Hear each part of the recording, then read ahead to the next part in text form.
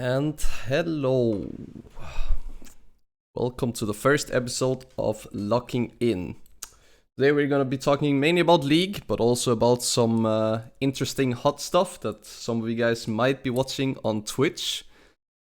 But welcome to you, Xeptron. Hope you're having a good day and thank you for joining.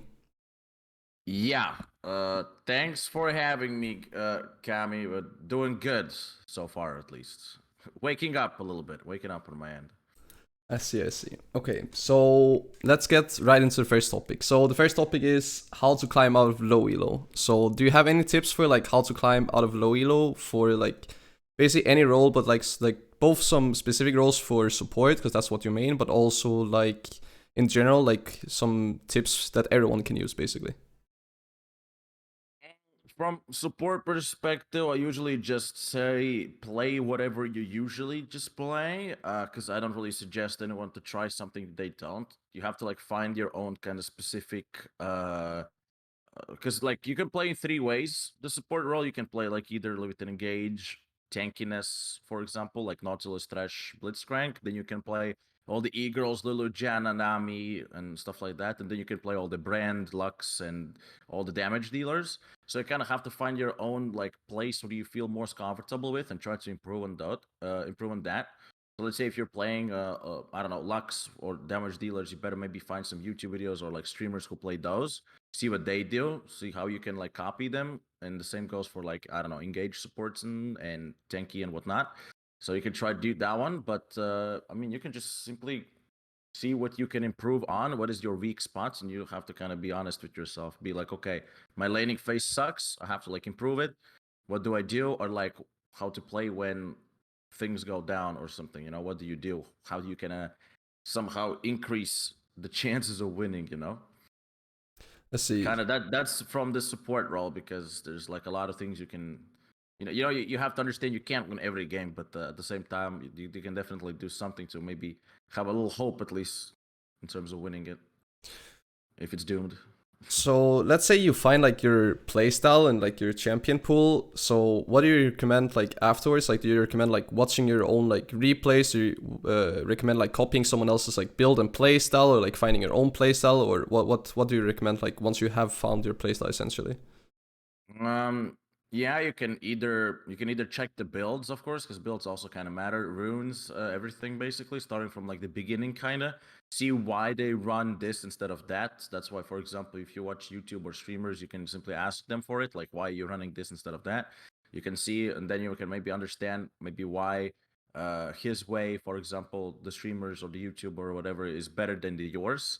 So you can kind of copy it and then see where you go from there, because well, the builds of course as well, when do you build exact items and why you build that instead of that. And basically you have to copy the laning phase, see when you can engage especially and stuff like that, because usually people engage when they shouldn't, or they are not engaging when they should and stuff like that, right? So they have to like figure it out how you can force enemy team to make mistakes, or just kind of abuse the moment that you have in the lane, whatever that may be. Maybe you still have some kind of lead or something along those lines.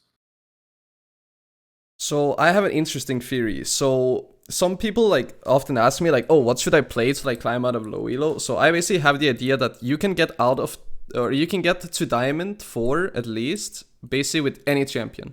I don't Yeah. believe that you need to play a specific like meta champion example to get to Diamond. I think you can get to Diamond with any champion. Of course, some champions are better than others, but if you just play enough and know like your champion well enough and you become good enough at the game, that then you can reach like Diamond 4 at least. For some people it takes hundreds games, for others it takes like thousands, but I believe that everyone can hit like Diamond with any champion basically. What do you think about that?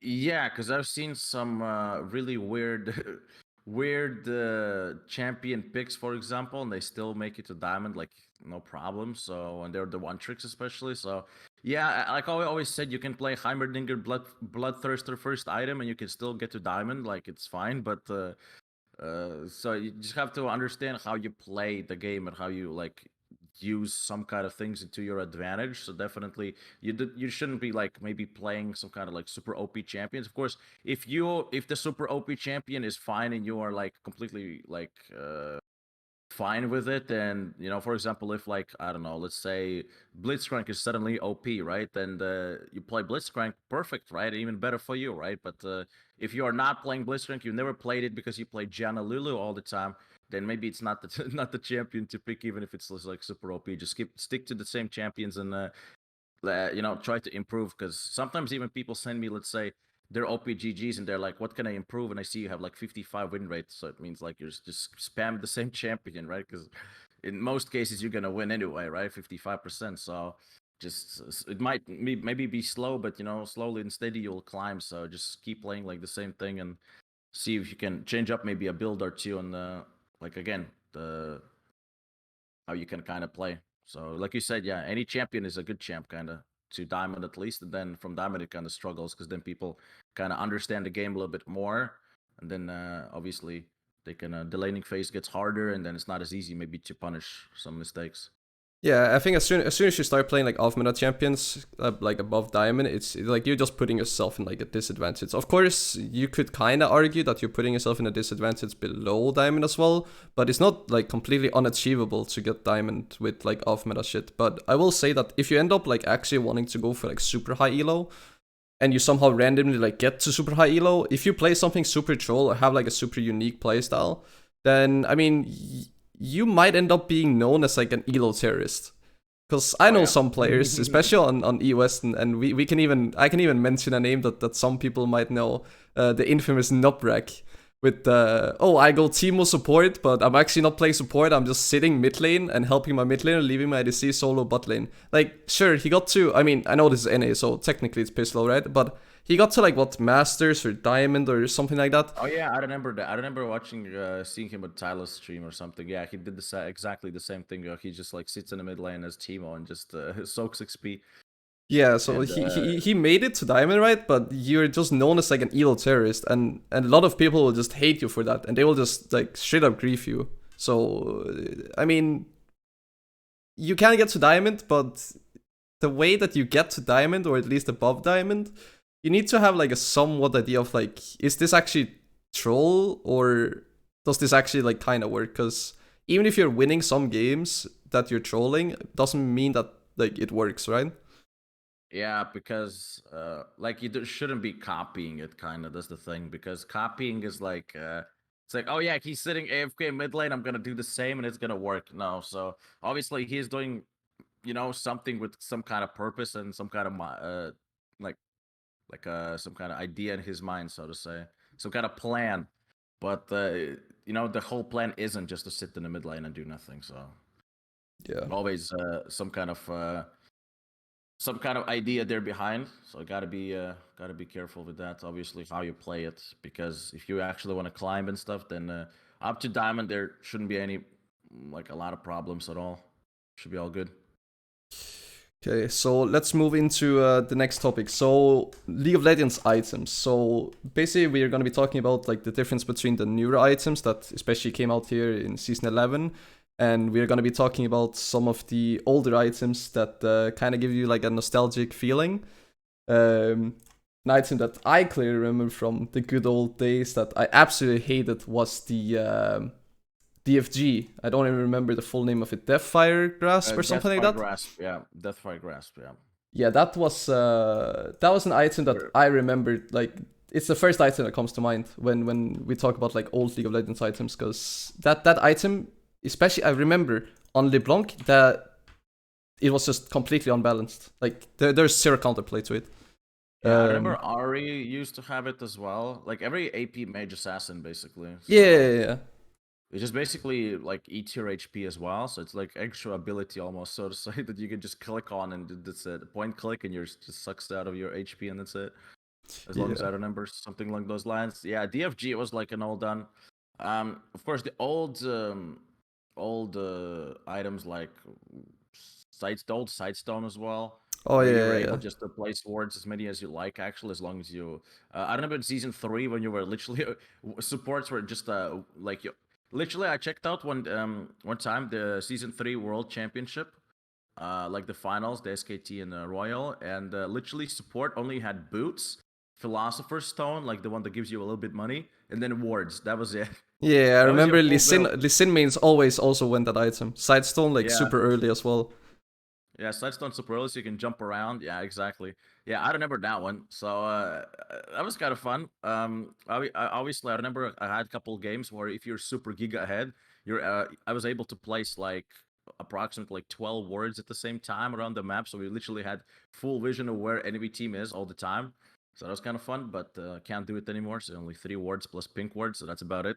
That's why also buying wards right now is kind of important, and even placing a control word somewhere, as long as it's like a useful spot, of course, it's kind of useful because you can see something on the map at least. But the old items, I mean, it's like usually people complain about old items versus new items. I still remember someone told me that they're not getting used to the new items, like still. But I already got used to it, so it's like League is kind of changing. Of course, every season they're adding something, and you kind of have to live with it. So no time to complain. The same thing when the shop opened. People are complaining about the new shop and shit. It's like disgusting, and people not used to it and stuff.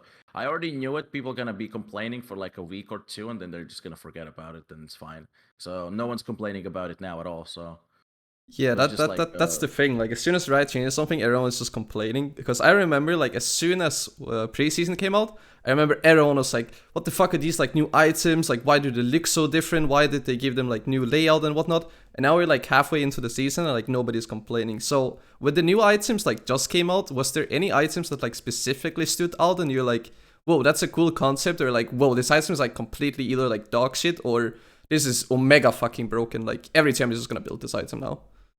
Wardstone. Yeah, that's the one that I remember checking out, and I was like, okay, as long as I remember, since I'd never bought an item like ever so far in my like 500 games, I've never bought it because I just forgot it actually exists because no one buys it. I literally never seen anyone buy it. I think it's the least bought item like actually in the game. Yeah, It's I around never like, see it. No, yeah, nobody buys it. 0.1, like 0.1% or something. I don't know. There's like some kind of gods building it or something. I think either Iron or Challenger. It was somewhere between. But like that item is like yeah, they tried to buff it for the next patch as long as I know, but I still read one of the supports, I think it was 50 on Twitter. He said it's still kind of like a dog shit item. Basically, it still didn't change anything really, because I think it was either the cost was too much or either like the level up you can only activate it since you're level 13 or Yeah. something, and it's like way too high for supports. So uh, I just didn't like the idea that you need to be that high level, because sometimes level 13 is like the end of the game already. So it's like for supports, right? I remember having a level 17 enemy team's mid laner. I'm level like 9 or 10 only. So it's like I'm just walking around the map like, what's going on, guys? I'm like twice as low level. I could get one shot by everyone, but hey, gotta get that level 13 just to activate the support item. It's kind of stupid. So I feel like they have to lower it or something. But yeah, that's one of the items that I was kind of excited to build or something. But it's just not really happening because no one's really buying it because they're just not too good. Also, the item that was super turbo broken is Turbo Champ Tank. Yeah, I That thing. remember. Oh yeah, yeah. The Udyr and Hecarim and Yeah, we had a lot of Udyr Hecarim. What else? Even Olaf started building it because he was like a counter into like the tanks, and even some top yeah. laners started going it. So yeah, I clearly remember it was just jungle meta with two Bokem tank junglers and then like two other junglers to counter. That was basically Yeah, it. yeah, it was super fun and exciting to play against. I hated it. 4,000 HP Hecarim that does more damage than my AD carry, who's full build, and he's just only turbo champ tank or something. That's about it. Like, yeah, it was fun. At least now they at least nerfed it, so the Hecarim has to go AD. Otherwise, it's kind of useless. But then again, Yeah. I saw this one. I had one game where actually Hecarim decided to go champ tank and still went full tank.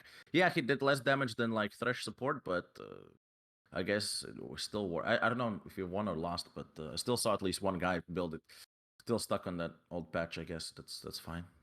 I think the issue is like Hecarim just got like completely overnerfed because he was like top tier pick for I don't know like 3 patches in a row, and then they like completely nerfed him. So I don't know if it's actually just like Chem Tank being like so bad now, because I think the item itself is decent, especially like on champion like Udyr. But Hecarim itself, like the champion is just dog shit. I don't think it's the item as much anymore.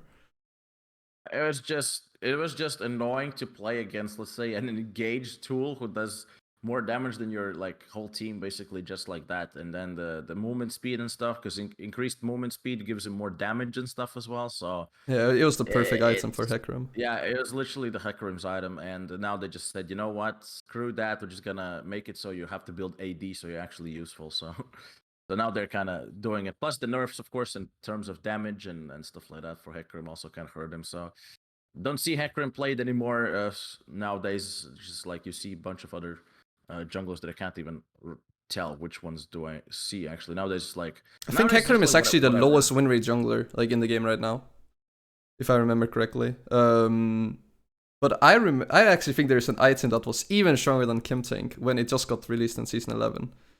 Do you remember Gore Drinker on first release? With Oh like Aatrox yeah. top lane and Olaf in the jungle, and you'd literally be like 1 HP, you press Gore Drinker in the middle of team fight, and you're full HP again, and you just kill everyone. That was Yeah, I probably. remember I think that. that item was more broken than Kim Tank. Yeah, I remember seeing, I think, in pro play as well, where literally someone was like about to die and they clicked that item and it's like half HP. I think with Olaf as well, actually. Then Olaf heals as well. And it's like, yeah, no, it's not. That's just fun. Yeah, you almost killed it, but almost got me. You know? Yeah, Yeah, it was so Gore fun. Drinker and Sterak's Gaze Rolls, because with Sterak's you would get like the shield popped, and then the enemy team had to like go through the shield first, and then when they get through the shield, you press Gore Drink and you full HP again. That was so insanely broken. Yeah, that was just very fun experience to get a gourd drinker in the game. But I know now still people. I think do people still buy it? Actually, I don't even know. I mean, I go it on Kazik. I think it's still. I think now it's more balanced royal champions that can actually utilize the item. Like in top lane, some champions go either Gore Drinker or they'll go like Stride Breaker, depending on like how their kit is. And in jungle, it's kind of like the same. Like Olaf is a good example. Like you can both go Gore Drinker, but also Stride Breaker. I think Aatrox does Aatrox still. I think he still goes Gore Drinker, right? But Stride Breaker could, I guess, in some situations also be fine. But it's not as popular as it used to be for sure. But I still think it's like a decent item now. And it just got buffed this patch in 11.10. Give you like 2% extra healing or something. Yeah, I feel like the same. Like I don't really know how other people are building. It's like I'm more focused on the support role. So it's like when I see some people blaming and flaming about like the build pass and stuff. Like I'm just like I'm just sitting on the back and just like on the bench, just listening because it's like, oh yeah, I'm not gonna interfere in this conversation because I have no clue what's going on. People are like, you build Gore Drinker on this guy, and I'm like, I don't know, dude. I don't know if it's correct or bad. I don't know. Just gotta Google it, I guess. Just u.gg, or something. I don't know. That's about So, it. do you generally like enjoy like the newer items and like the newer concept of League, or do you like the like good old season like 3, 4, 5? I remember like people are saying like those were the best seasons. I personally think that season 6 and 7 was like really good, maybe even season 8. I basically think like the turning point where League became like from being a good game to being a bad game was season 9, because of like the MMR system. I think that like completely fucked up everything. And then yeah, ever since Oh, I season 9, I think it was remember. just bad. Yeah, I remember the MMR when it was messed up completely, where people were just so complaining about it. It was insane. I remember like reading posts and stuff, and it was just nuts. But I mean, item wise for supports, it's like I mean, I always kind of adapt to the changes. So I have like, of course, it's like somewhat unplayable or something, But yeah, I do kind of miss the locket, for example, that you could like you used to build. You could get the shield and stuff. Nowadays, it's like a mythic item. If you want to build it, you can only go locket. You cannot go any other item, let's say. But I mean, yeah, nowadays the support items are kind of okay. I feel it's not that bad, and all the damage supports, like also can build them quite a bit. For example, you go the blue AP item, right? You just stack it, get your ward stone and stuff. At least you don't have to buy side stone anymore, right? Just go from that as well. I remember the coin used to be a really good option, of course, for Thresh as well. As I remember, used to play because it was just like easier to get money and stack it rather than Relic Shield or the damage item, of course, which you don't build on Thresh. It was Relic Shield or Coin back in the day, but Coin was like the most like the best option. It didn't give any HP because Relic Shield did, so it's like more of a tanky style a little bit for Relic. But then again, the Coin was like more efficient, and you were able to like get more from it, because obviously now you can cap it only to 1,000 gold, and that's about it, and then you can't get more gold from the support item. But back then, I think it wasn't capped, and you were able to get money from like all over the place. If you just follow someone who kills minions, and the coins keep dropping, the money keeps dropping, so just farm up a lot, and you just get a lot of gold, and you just can spend it and get items really fast on support. So felt that was kind of broken, because nowadays you only have time usually for regular game. You usually get like your mythic item and one more item, and that's really it, because you don't have enough money anymore. So you get like 2 items, unless you're like, of course, you could kill steal a couple kills, then maybe you can potentially get a third one. But usually it's like 2 items at best, because then you have boots, you have 2 items, you have control words. That's basically it. And you just keep spending money on control words, because I usually buy about at least 10 in a regular game that isn't 15-minute FF. Then it's like 10 control words plus. Yeah, I'm buying like 5-6 as jungle, so I Yeah, also just spam it. Yeah, it's you don't have money enough. You don't farm, you don't do anything, right? So it's like you just at that point you're just become a person who just clicks buttons to activate the items and put words around, and that's really it. I have an interesting last question for this topic. So let's say you are almost full build, and you're about to recall, and you have 5 items, and you back with, let's say, 700 gold. What are you buying? Are you buying the double control word, or are you buying like an elixir, or are you buying like let's say ruby crystal or cloth armor or something like that to get like higher base stats? What would you be buying? I usually just at that point, it's already like late in the game. Ruby Crystal 150 HP definitely hashtag not worth, right? It doesn't like it's 150 HP in the late game. Like what? It's like literally a blow and you're dead anyway, so that doesn't matter. So you just rather just control words or something, kind of vision, especially if you're fighting for like, okay, last fight, Elder Drake, Baron or something, right? Control words all the time. That's why I hate to hold my tab button. I see 35 minutes in, my jungle still has a refillable potion, right? Instead of control words. Like, okay, what do you have that shit still there? That's kind of cool, I guess. Yeah, just let me heal up that 150 HP or whatever, how much you heal there, in the late game. Yeah, just give me that one. But yeah, usually you just sometimes also it's really confusing. Do you just finish the item and not have a slot for control word? Or like what's the plan? Because it kind of depends. If you're fighting in a mid lane just gonna go full Aram or something like an A style, then definitely you can finish the item and then don't like fuck the control words. But if you're at the same time fighting for objective, sometimes maybe it's just worth to get elixir, just get a little tankier, and then go for like the just control words and play for the vision or something. Because maybe get a stopwatch, of course, as well. Sometimes it's a good item, of course, at the end of the game when you're as long as you don't have it as your rune, because sometimes you have it as your rune and you use it on a bot lane or something, then it's kind of doomed, so you can't get it anymore. But if you don't use it as a rune page, then which I usually in myself I usually don't unless I play Morgana. Yeah, Then same. it's like a good pickup, yeah, because if you play Morgana, you get stopwatch, then it's faster. You can get the Zonia's item. So that's one thing. But other than that, yeah, you just buy stopwatch, maybe buy elixir, get some potions, and no potions, but control words rather, and you're good. I guess you're good. Then it's fine, because I don't think you have to really go for the item unless you can finish it and it can make the difference. For example, let's say I don't know, redemption or something that can be like actually like huge for the team, in some kind of way. But if it's just like a item that doesn't really matter too much, then I don't know if it's worth to finish it at the end. So how much Kind of gold? depends. How much gold would you like? Let's say you have like 1,500 gold, because for me it's like if I can get like, let's say I'm playing Kha'Zix, if I'm on 5 items and I have 1,100 gold, I would probably go for like a serrated Dirk for 1,100 instead of going for like double control word and an elixir, simply because I get like AD and lethality. So how much like gold would you say that it's more worth getting the item over like the double control word for like the 6 item slot? Like how much gold would you like need essentially? Actually, I usually never. I always leave slots open for control words all the time. Doesn't matter even if I have 2K, but if I cannot buy instantly an item like a full item, I don't buy it at all, because I don't think there's an item in the build path for example, for a specific item that is going to be like more worth than a control word. Let's say, especially if you're fighting for objective like Baron or something. Because if I look at the, everyone's, let's say, full build, no one has any slots anymore at that point in the game. If your support has a 5 items, then everyone has 6 and 8 and 10 items, right? At that point.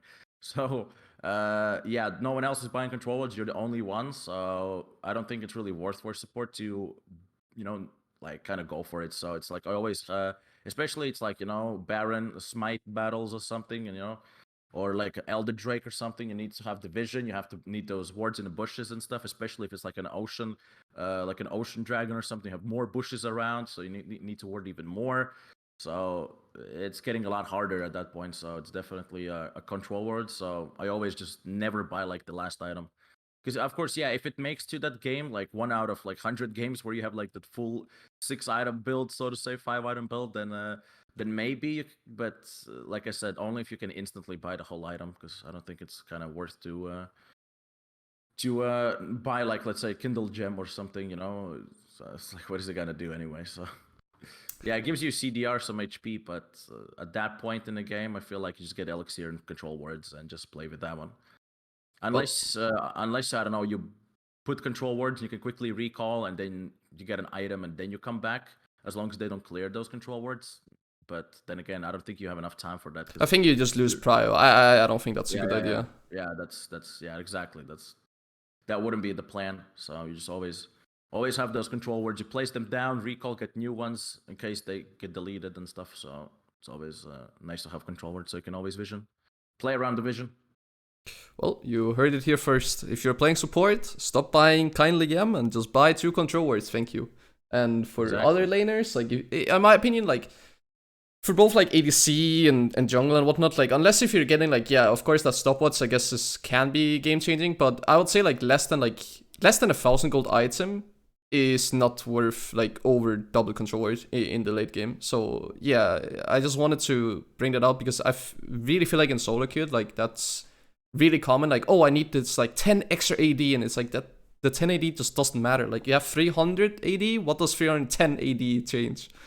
Yeah, exactly. And it's never gonna change anything. So I just wanted like someone else's like point of view from it. So yeah, I definitely agree that control words is really, really good.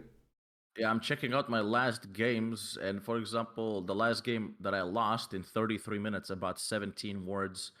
So 36-minute game, 17 control words, 14, 16, 10. So it's like I'm buying like a whole ton of them. So I never never leave them, so to say. Always recall, get control words as many as you can. 1 control word, 2 control words, definitely. So. Do you think that you can buy too many control words? Do you think that's like a thing? I think so. Also, yeah, because sometimes, of course, buying a lot of controllers doesn't mean that you place them good, right? So yeah. At the same time, let's say you can sometimes you place a control word and they can instantly like kind of enemy team sees it, they spots it, they clear it, right? So it's again kind of you just wasted 75 gold for nothing. But sometimes some control words you put them down and sometimes they'll last forever, I feel, because no one's checking the bushes. Yeah. There's some spots in the jungle where even the junglers go through the bushes and they don't even spot it. Yeah. Like right, the red buff or something. It's because it's full clearing meta. We don't have time to clear controllers. We need to clear jungle camps. Yeah, exactly. So you just put that sometimes, yeah, there's one controller that can last for like 10 minutes or something. You get so much info from that. It's crazy, especially if the jungle walks by or something.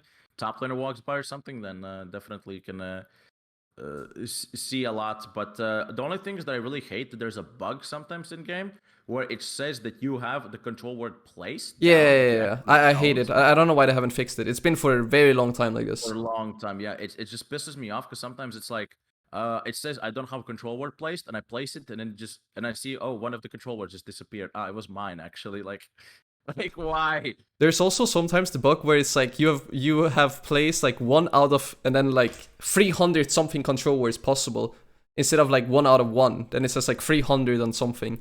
It's super weird because you can't place 300 controllers at once. In the base you can. Yeah. Sell all the items, buy the control words, place them down. Okay. All right. So let's get into the next topic. So the base setup as jungle and support, like basically what do you need in order to win? So you can basically start like what do you need from like your team in order to like basically get ahead or like win the game as a support? Um, okay, what do you need as support basically to win the game? Okay, the base setup basically. It always kind of starts with champ select, I would say, because in champ select, you have to figure it out what kind of like what is the plan basically, how do you play the bot lane, right? Because if you're focusing on a bot lane, you have to figure out what champion is good, and there's like two cases: either you see what your AD carry picked and you adapt to your ADC what is good, or if you're blind picking, then you just pray to God that your AD carry doesn't int it and picks a champion that works well with your champion. So let's say if you play Lulu, don't pick Senna ADC, right? It's just like it's not a good bot lane.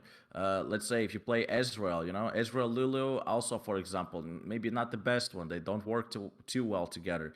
But if you say, let's say you pick Jin and Thresh, or like Samira Leona, or like Samira Alistar, for example, right? Those two champions, like it's this doomed bot lane because you can't like fight them at all, right? So you have to like find some kind of duo that works really well with synergy.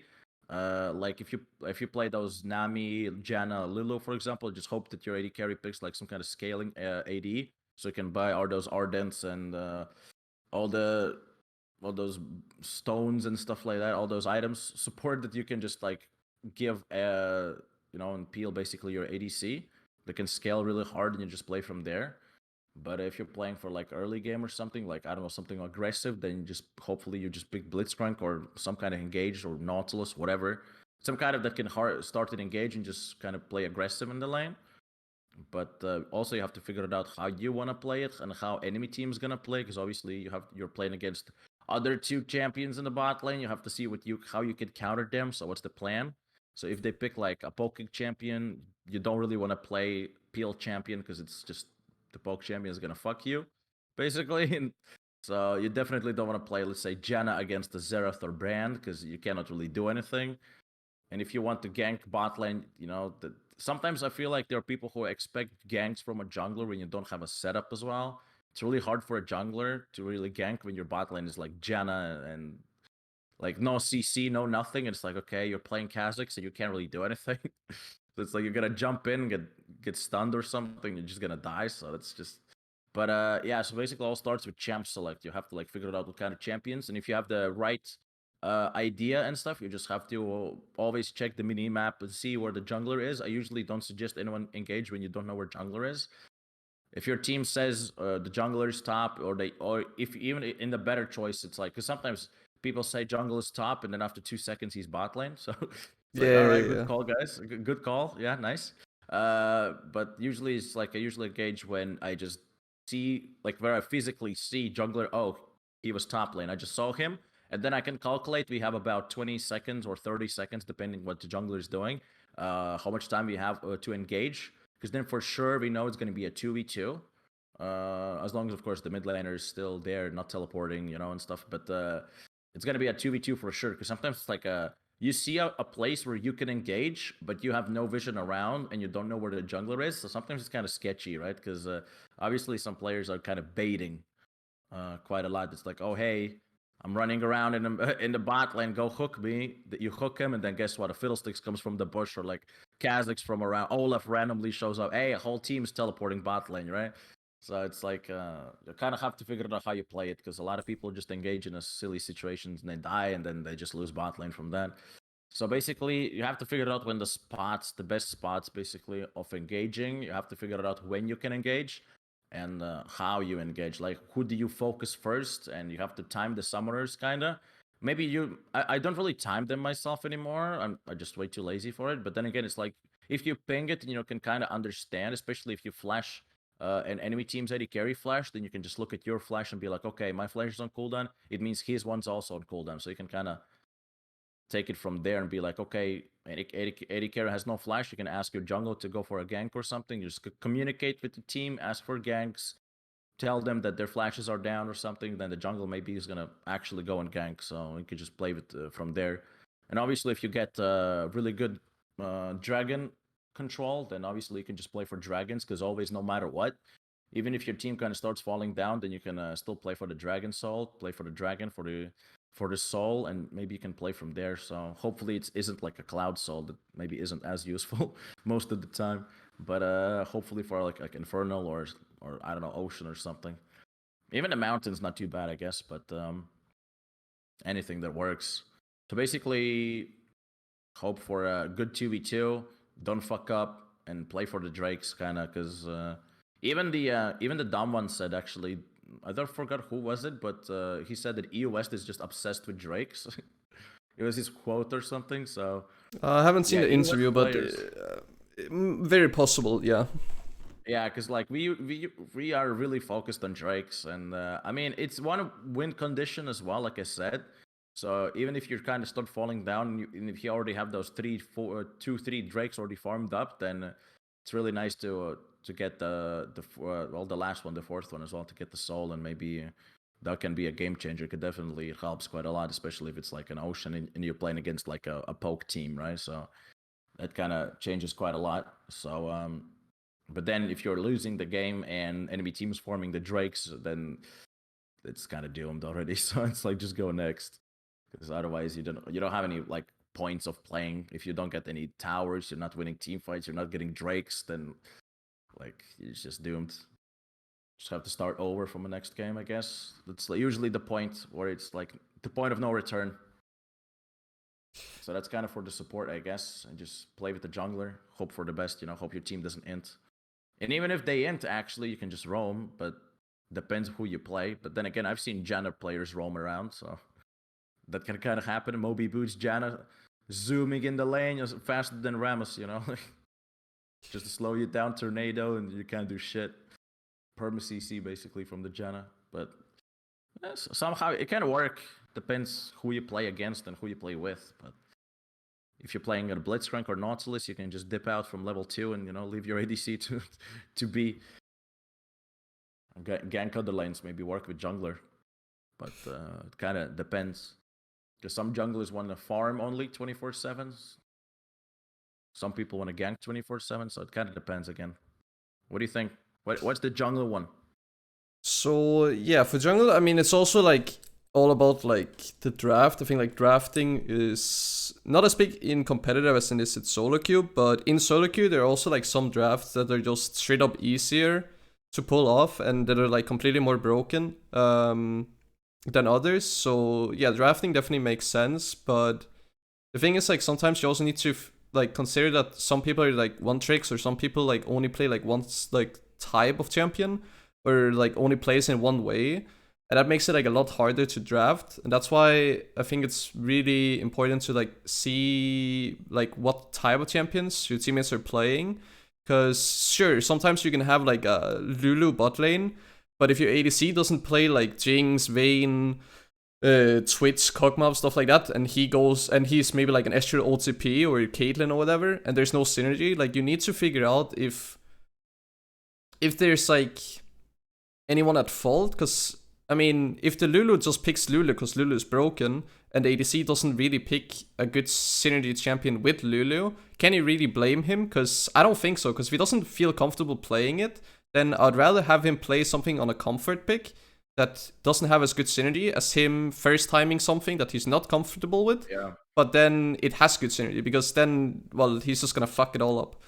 Yeah, that's why I usually just OPGG basically, and I just look as a support. I just look what my AD carry plays, and I see, oh, he's an Ezreal one trick or something. Okay, I'm not gonna definitely play any Lulu or something. I'm just going for like, I don't know, Thresh or something, some kind of engage tool maybe or something. But if I look at, oh, he plays Jinx or plays Kai'Sa, all right, I guess Lulu's fine. Just pick Lulu and be like, hey, I'm gonna. Usually I communicate sometimes in the champs, like, because Lulu is usually here in the higher elos, it just gets picked banned basically. Yeah, So yeah. if no one bans Lulu, you kind of have to pick it really. Sometimes I'm even forcing myself to pick it, even though I don't really want to, because it's like I'm scared that they will pick. Because Lulu is like such an annoying pick, because don't matter if you're 10-0 or 0-10, you still have the polymorph, you still have the attack speed, you still have the ultimate, the same thing. So Lulu is like one of those champions that doesn't matter what score you have, you're still going to be useful, because you can still polymorph someone, you can still movement speed, get the knock up, right? Maybe of course you do less damage, maybe less shield, but like the CC is still there. So definitely you wanna like maybe kind of use the some kind of third party websites just to see if if your AD carry actually plays the champion, that you have good synergy with the champion that you're gonna play. So, Yeah. but yeah, I do agree with the Caitlyn and Lulu kind of pick. Yeah, because obviously you don't want to make someone first time something that is kind of strong rather than like, hey, play whatever. That's why sometimes I hate when people are like, oh, asking like, should I play this or that? And people mostly respond is play your best, right? We don't give a fuck. Yeah.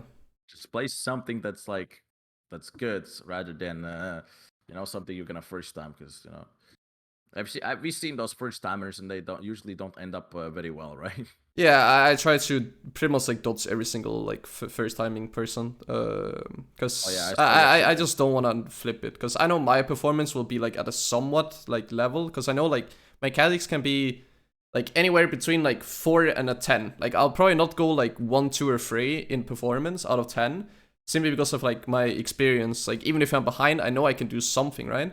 But if I'm playing with someone who's first time, I mean that's literally anywhere between like -10 and +10, right? Like he could pop the fuck off and be like 20 and 0, but you could also like completely in and go 0-10. And I don't want to flip that. Like I'm looking for consistency always. Yeah, that's why you kind of want to find that perfect spot as well. And obviously, from the jungler's perspective, you also kind of have to see. I also noticed that, of course, I only know one thing: if your enemy team is full AD, just pick Karthus as jungler. That's it. Yeah. And you win from there as well. Yeah. Because then they're kind of forced to build MR, kinda. But if they don't, then you just click R and you win. So I mean, once a jungler like gets into the game, like let's say like draft is like somewhat decent, I think the first thing is like analyzing what like type of lanes you have and figure out like who is weak side and who is strong side. And I think even laners need to realize that, because the jungler cannot gank all 3 lanes, and the jungler should never gank 3 lanes in my opinion. Like you should gank 1 or 2 lanes, and then hopefully like your last lane doesn't completely int, or solo wins by himself, and then it's perfect. So I think like jungler kind of needs to realize like who's strong side, who's weak side, but so does the laners. It needs to be like both yeah. that agree on who's strong side, who's weak side, and who like actually gets to play with resources. I think that's the first thing, and then the second thing is how I jungle path. So I'm basically always gonna be pathing either for a specific lane to gank, and if then, let's say I want to path towards top side and try and get like level 3 gank off on top side, if my top laner then starts pushing, then he doesn't realize that I am fucked. Because even though he didn't do anything bad, he didn't really set me up, and that way I'm then behind. So now I'm like down like 1 jungle camp or even 2 jungle camps, depending on what champion I'm playing compared to the enemy jungler. If he's like a full clearing jungler, then I'm like already behind, even though I haven't done anything bad. But because I didn't make a proactive play with my top laner, I'm already behind then. And then I'll get spam ping, oh, you're like down 2 levels. Like, well, no shit, I'm down 2 levels. I can't gank you. Like, so I think that's the first thing for jungle. And then the second thing is if you don't go for the gank and you just power farm, then it's all about the scuttle crab. And I think people, both jungler and laner, needs to realize that if the jungler plays for the scuttle crab, the laner kind of needs to also basically play around like, I think it's like the 4th wave. That the 4th wave, they need to like push or try and like get prio in the lane so that they can then help the jungle. yeah, And if that's they also don't, really then important. it's just like sometimes, I mean, we see fucking Blabber flashing for Skull Crabs, dying for it, right? Yeah. So like for jungle, it's just really, really important. Maybe not as important as Blabber makes it out to be, but it's definitely really, really important, because if you're down 2 Skull Crabs and you don't then get the 3rd Skull Crab, like you're essentially down 3 jungle camps that you can't get anywhere else from the map. And that's like basically more than a kill and like a level. So I think it's really, really important. And if at least like you can't get prio, then try and like at least early communicating that, hey, we can't contest this Scuttle Crab. Like there's just no way. Because then the jungler can try and go to the other Scuttle Crab and like try and at least get that one. Because sometimes like people will be like, yeah, we go for the Scuttle Crab, like let's go, we have prio, and then you're going there and you get fucking free manned, and then your bot lane is just farming. You're like, wait, didn't you have prio? And it's like, well, you needed to wait, and it's like, I can't just wait for Scuttle Crab. Like you are basically on a timer, and you need to like time it correctly, because if you don't, like someone ends up like falling behind or dying, and then that's basically where it like all goes downhill, and people like, yeah, let's just FF. Yeah, because like scuttle crabs is I know how important it is for junglers because I get the pings every time. But yeah, like you said, the fourth or not even sure which wave it is actually in the bot lane. I think it is the fourth or fifth one. Yeah. But yeah, you definitely want to like get that control there, and you don't want to get like too much pushed in. But also you have to understand, the jungle has to understand also of course the bot lane matchup. If you can have a prio, and you know, if you can't, then why not? For example, of course, sometimes it's really obvious the champions. Yeah, yeah, You know, yeah. you just like it's early champions versus like let's say late champions, and you just kind of suck. Let's say if you're playing against like I don't know, let's say Leona and like Samira, and you're playing a Vayne Lulu, right? I mean, it's kind of doomed. You don't have anything prio at all, so it's basically kind of doomed there. But you know, you kind of have to play around with the champions. You have to play around with the you know what you have, and see if you can, you know, get maybe that early push or something. And then sometimes I also hate when jungles ask for leash when we're playing against double range in a bot lane, and that's kind of sucks because then they just get the early push and we just cannot outpush them at all and just like stuck under the turret for like first Yeah. couple of minutes at least. So definitely sometimes it's kind of like worth for jungle just to start some other buff rather than the bot lane one. So the bot lane Yeah, has a good or leash just on solo lease. Like I'm okay with solo leasing if you just like let me know and you actually get something from not leasing. Because if the enemy leases and you don't have to lease, but you don't get an advantage, then I'm gonna be pissed off Puts because you, you had a yeah, free advantage and you didn't do anything.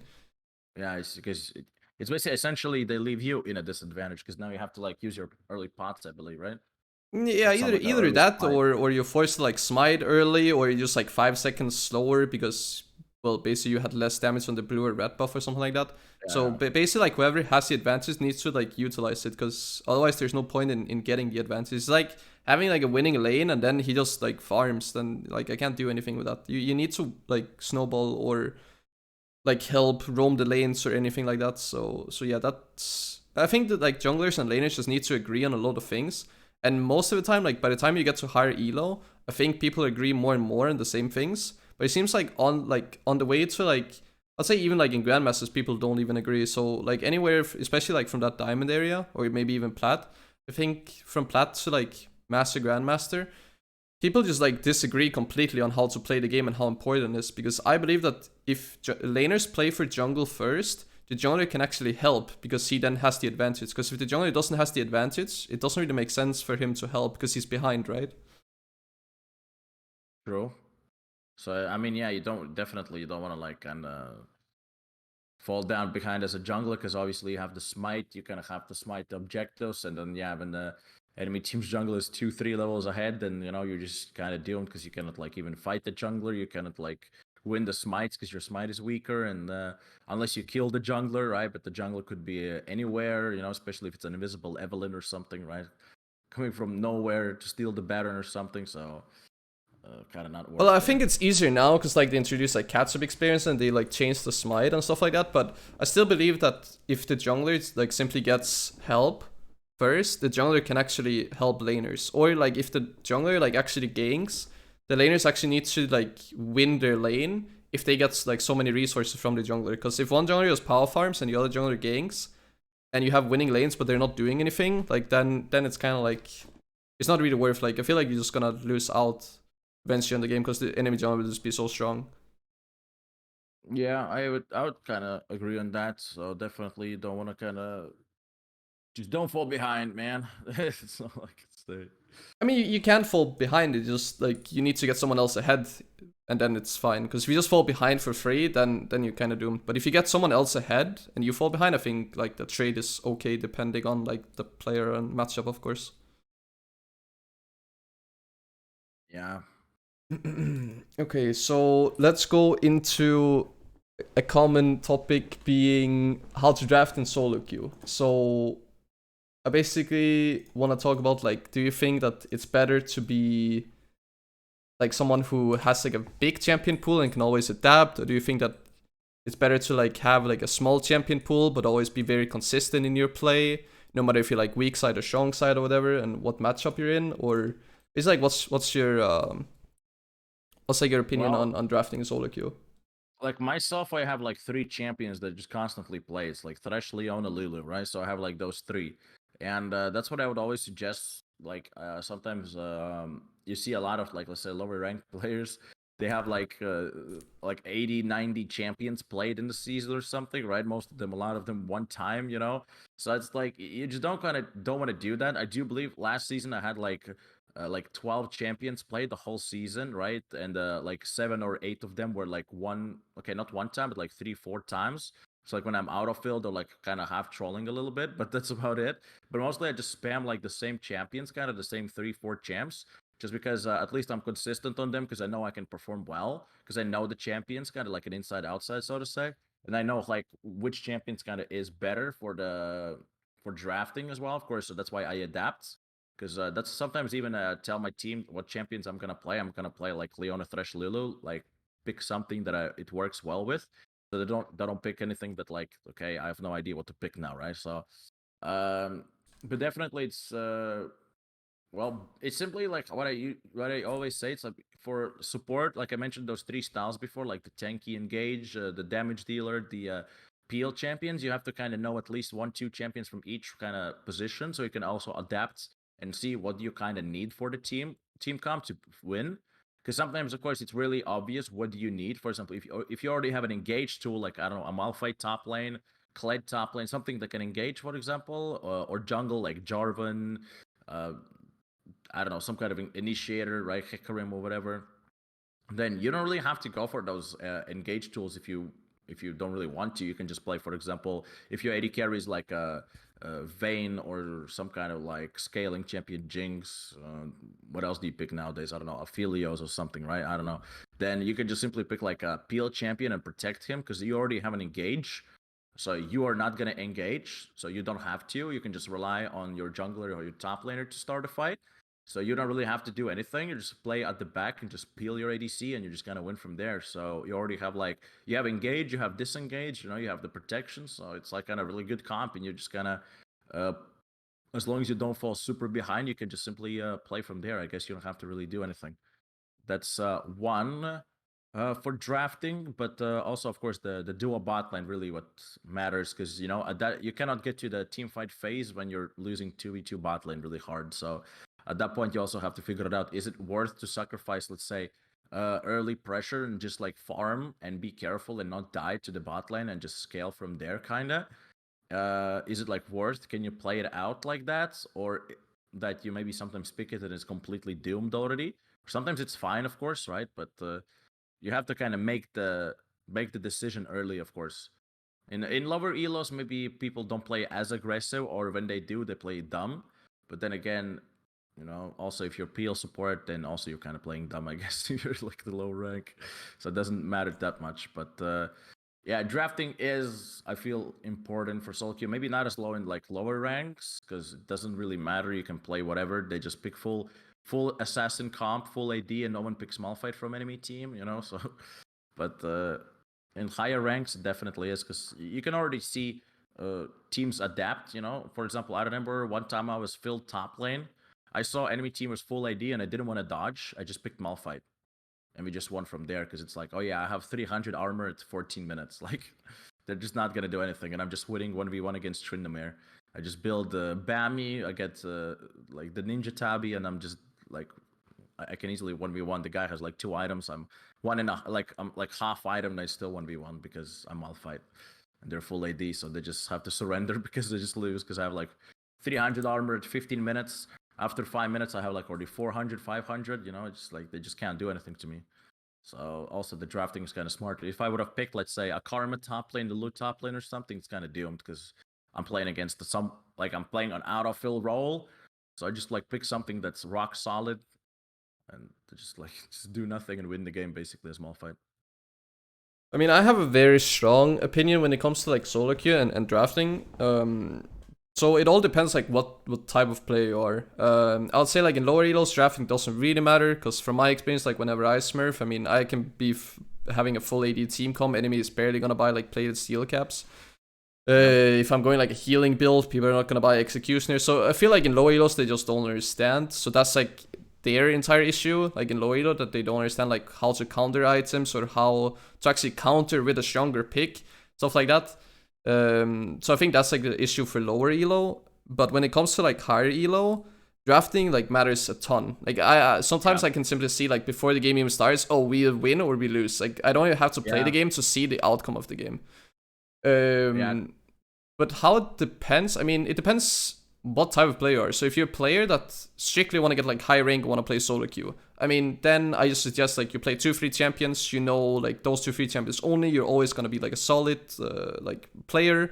Doesn't matter if you're like weak side or strong side, you will always have like that solid like 6 out of 10 or 7 out of 10 like performance, but you never like completely pop off, because if the team comp doesn't allow it, then well, you don't have the perfect like fit with your champion into the team comp to like finish it off. That's one thing. If you're a player who like wants to go pro or like a playing semi-pro, then of course like having a big like champion pool ocean, basically like play as many champs as possible, the better. I think that's good, but then again, it all depends like how can you play weak side and strong side, because you haven't played all the matchups. You just know that, oh, this is a strong pick right here and I can somewhat play it, and in this one game I can play really well with it, but the next game, if the team comp doesn't allow it, I'm gonna be playing like way worse. And then it also depends like how big is your ego. Like, do you actually dodge if your OCP gets banned, or do you actually dodge if your champion doesn't fit with your team comp, or are you actually just gonna play it out? Because sometimes like even if my champion is not bad in the situation, if it doesn't fit with the team comp, I mean, there is a really big chance that we're gonna lose unless like something drastic happened on either team. So I think there's like many factors that play in, but I feel like, yeah, I have like a very strong opinion on if you're like really only capable of playing like one single champion and that champion gets like banned or it doesn't fit, like I feel like you're just forced to dodge. Even though it's like you don't get banned for not dodging, but I feel like you're just putting yourself and your entire team at such a disadvantage that, I mean, if you don't dodge, I'm gonna end up having to dodge, and I'm just gonna hate you for not dodging because you put me in a weird fucking spot where, I mean, I can either choose very likely going to lose the game or I can dodge the game. And then, yeah, well, since I'm tryharding, I'll just dodge if you don't. Yeah, I mean, I dodge quite a lot sometimes, and yeah, like you said before, that sometimes you can just see from the team comms that the game's kind of doomed already. So the same thing goes when, yeah, we're full AD and enemy team, but Lux and Malphite, right, or Ramos. At that point, you're just like, okay, we're just gonna straight up lose, right? It doesn't really matter what we do. We're just gonna like lose the game, or sometimes even if it's like mixed damage left and right, but you just don't have the tools and stuff, and your team comp is just messy, and you don't really see how it's gonna work out, and you see enemy team with some kind of LCK fucking draft. They have like fucking some like Yamato cannon behind them sitting there, doing the drafting, and you're just like bunch of one tricks like this.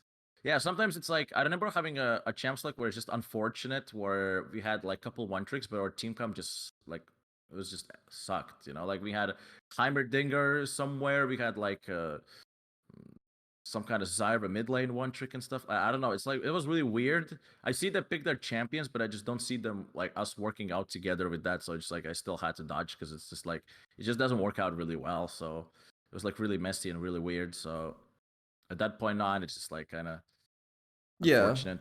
When you have like I don't know, like I said, we all had recently had a Kazakhs one trick and Z one trick and Shen or something, and it's like full AD.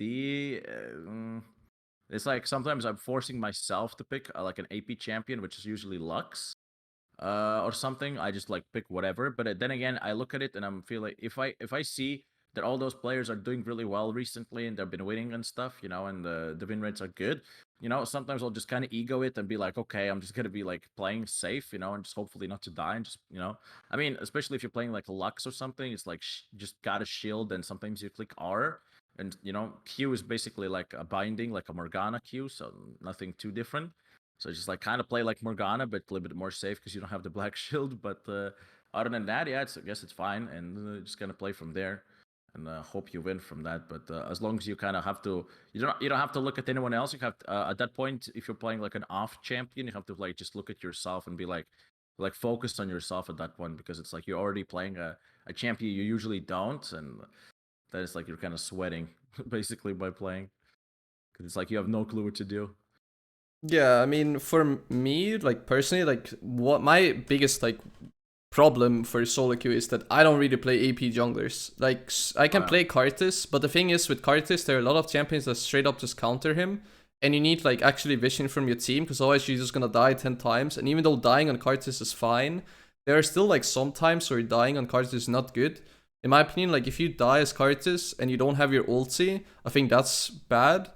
Unless if you can get like a 1-for-1 in your passive or whatever. Because trading 1-for-1 I think is great for Karthus, but if you can't trade 1-for-1 and you don't have your ulti, like basically every time that you die like that as Karthus, which can happen a lot in solo queue, like basically that's bad, like you're just straight up inting. So that's my biggest problem. And then like I have recently been playing Morgana, but she's getting nerfed like next patch. So next patch like I'm back to like only having Karthus as my AP. And then my AD is only gonna be Kha'Zix. And then I mean I do play Graves, but I believe that Graves is in such a dog shit spot that I simply cannot play the champion. Like even if the champion fits, the champion is just so weak that I can't do anything. Like I can be 5-0. The enemy champion is gonna have 2 items. He's still gonna win against my champion because my champion is just nerfed for 5 patches in a row. So that's like definitely my biggest like problem, I guess, for solo queue.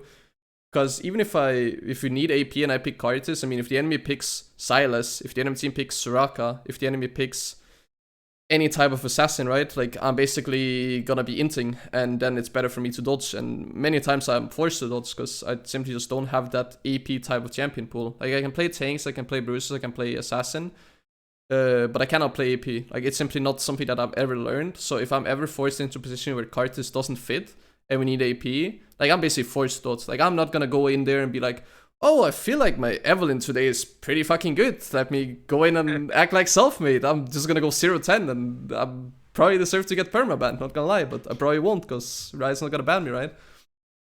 So... Yeah, as long as you don't say the trigger word, it's fine. You can do 16 times, it's all good. But yeah, same thing for me. Also, AP champions for me is the same issue. Like, I don't play Brand, I don't play...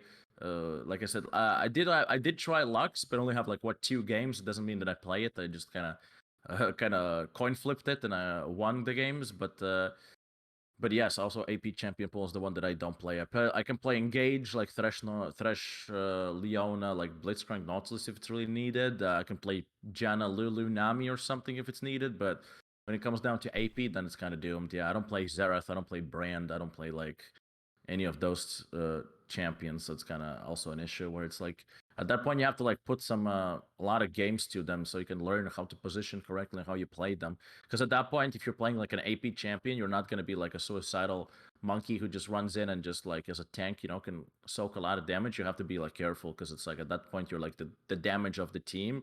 So you have to position yourself correctly and safe in a spot so you can do the damage. Otherwise, if if you're just gonna simply perma die, then you don't do any damage anyway. So kind of have to be, again, it's a different style and different positioning and everything. So you have to kind of learn that shit. Otherwise, if you don't, then it's kind of doomed. So there's one last thing I want to talk about in this topic. So you probably remember this. So do you remember when Gorilla, I cannot remember his EDC, I think it was at Worlds, right, and they were playing Ashe. MF bot lane. Torch.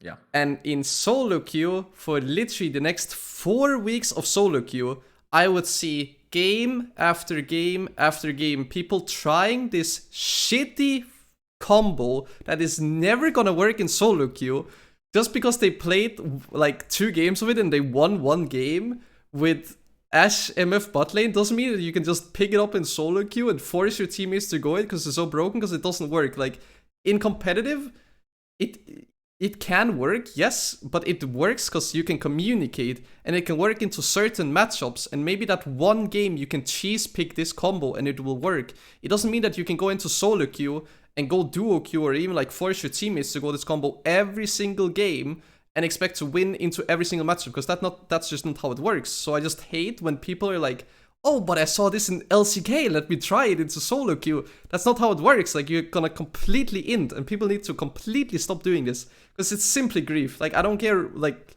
what even you win, like, even if you win more than you lose, like, you don't understand the concept of it.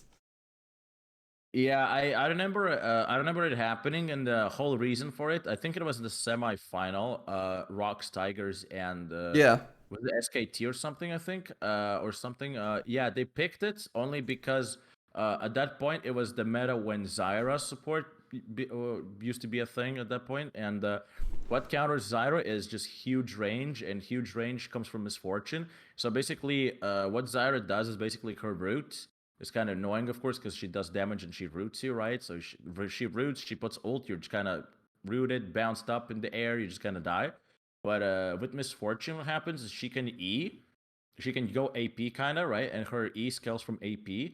So the make it rain kind of the ability, and it had somewhat low cooldown, it had somewhat low cost, and it scales from AP. So people decided, hey, it has bigger range than Zyra Root. So Zyra cannot do literally anything, and that's free money as well for it because it's like a dodgeable ability. She just clicks E on you. She has the circle, and she's like, you kind of getting damage. Plus with the, I think it was back the old runes or something as well. I think. Yeah, it's very long time ago.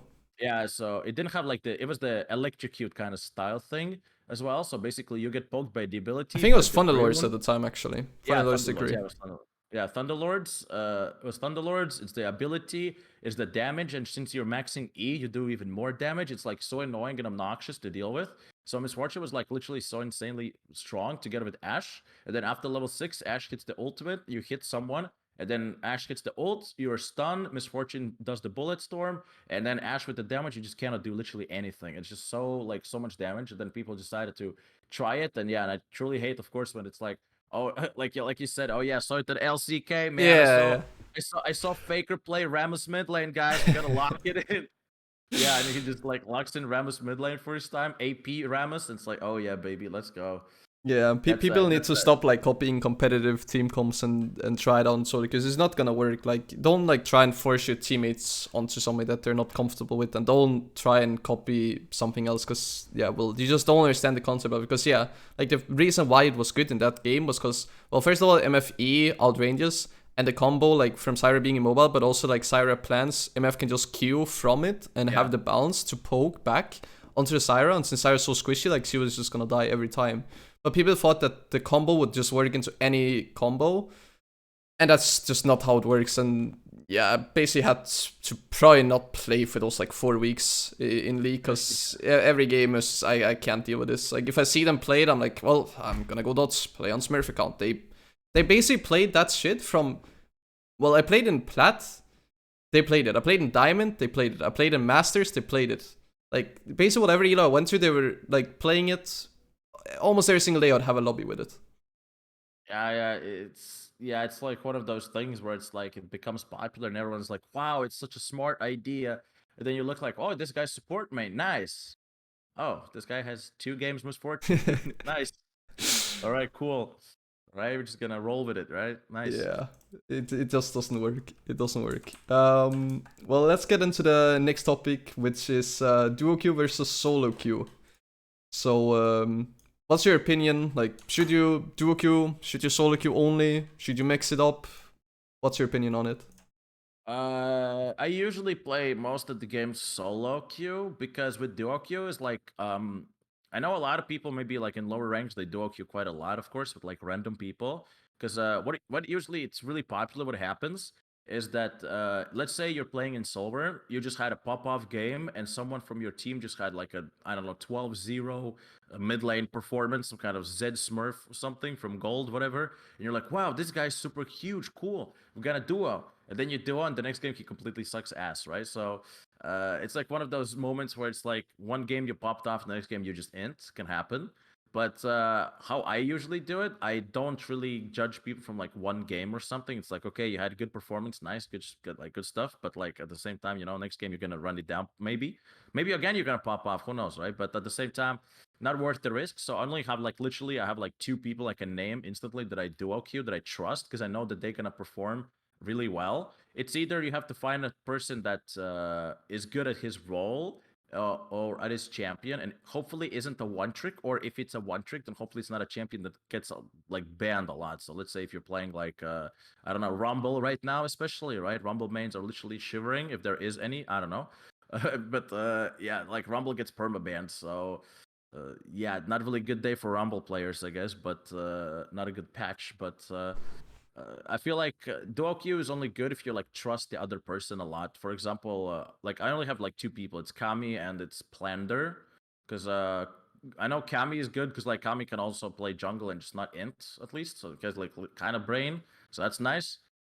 and the other guy is like he's a player who can. I think he can literally play any role because like sometimes he has days where he just wants to play mid and he does really well, and there are days he plays jungle he does well, and there are days where he just wants to play ADC and he does well. So it's like very versatile player. It's very rare to see those because he's just like chilling in Masters and playing like whatever role he kind of feels like. He just wakes up in one day and like feeling like a jungle today, goes in jungle. But yeah, it's like yeah, you can play solo queue of course, but with duo queue you have this one thing. If you have this trust to this duo queue, like this person that he's not gonna like super tilt and grief or something, and he's just not gonna like flame in the chat too much, so to piss off himself, so to say, then you have like slightly higher chance that your team is not gonna kind of troll, so to say. Because let's say if you go solo queue, you're literally with four bombs that can catch fire at any moment, and one of them can explode, and it's game doomed, right?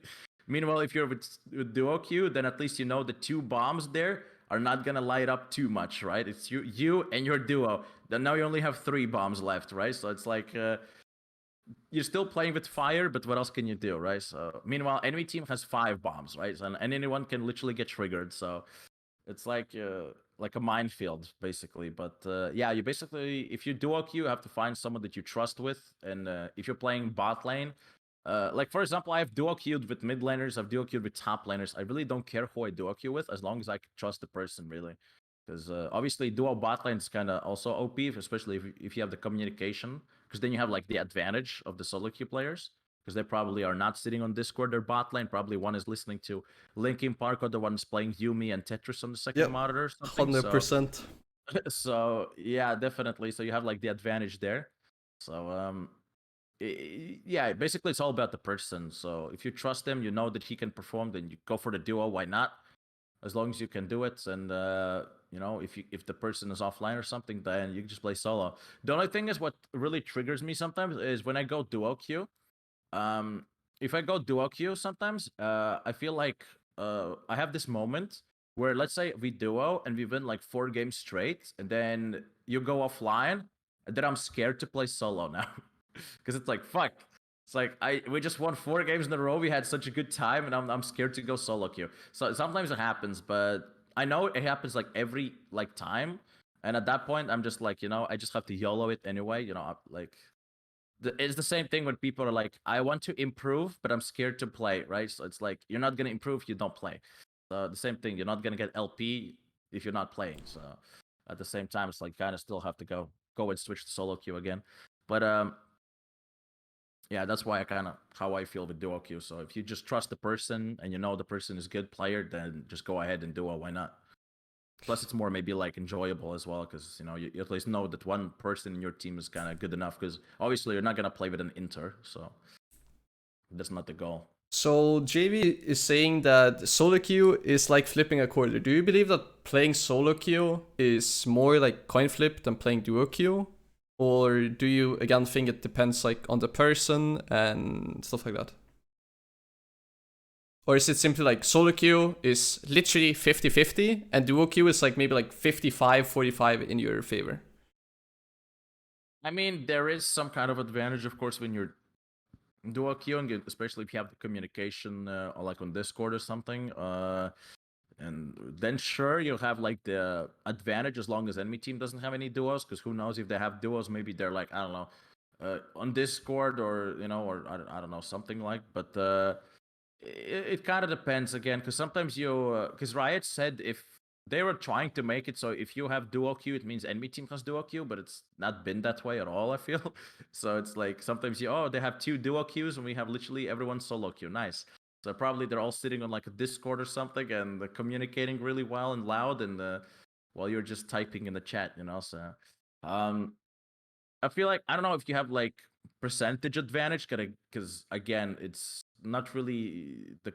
I mean, communication plays big tool, but again, the champions play even bigger one. Like we're kind of going back to the champ select again topic, right? So I feel like it's kind of still 50-50 because who knows, you can win, you can lose, and someone can int and someone can pop off. So I feel like it gives you a slight advantage in terms of communication, but in terms of a gameplay, it doesn't give you anything because you still start from 0. So it's not like I'm duo queuing, I'm like starting with 3 kills already. So Everyone starts from Do you zero. think that when you duo that like if you did you kind of like forced to like have some type of like voice communication like Discord or League voice or whatever? Like do you feel like it's a requirement, or do you feel like No, you can also still have the advantage simply from like pings and chat?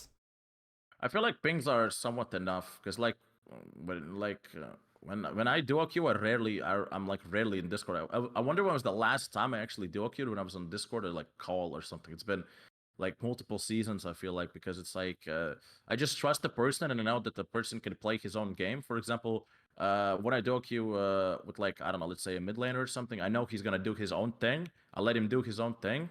I do my own thing, and we just kind of, I win the bot lane, he wins mid lane, and we just win the game, right? So it's like in a perfect scenario, but obviously it's gonna maybe sometimes be bumpy a little bit here and there, but you know, it, it's like it's kind of like that, I feel, because yeah, you don't have to like communicate on Discord. It's not like obligatory thing. It gives you like advantage because obviously voice is like better than typing.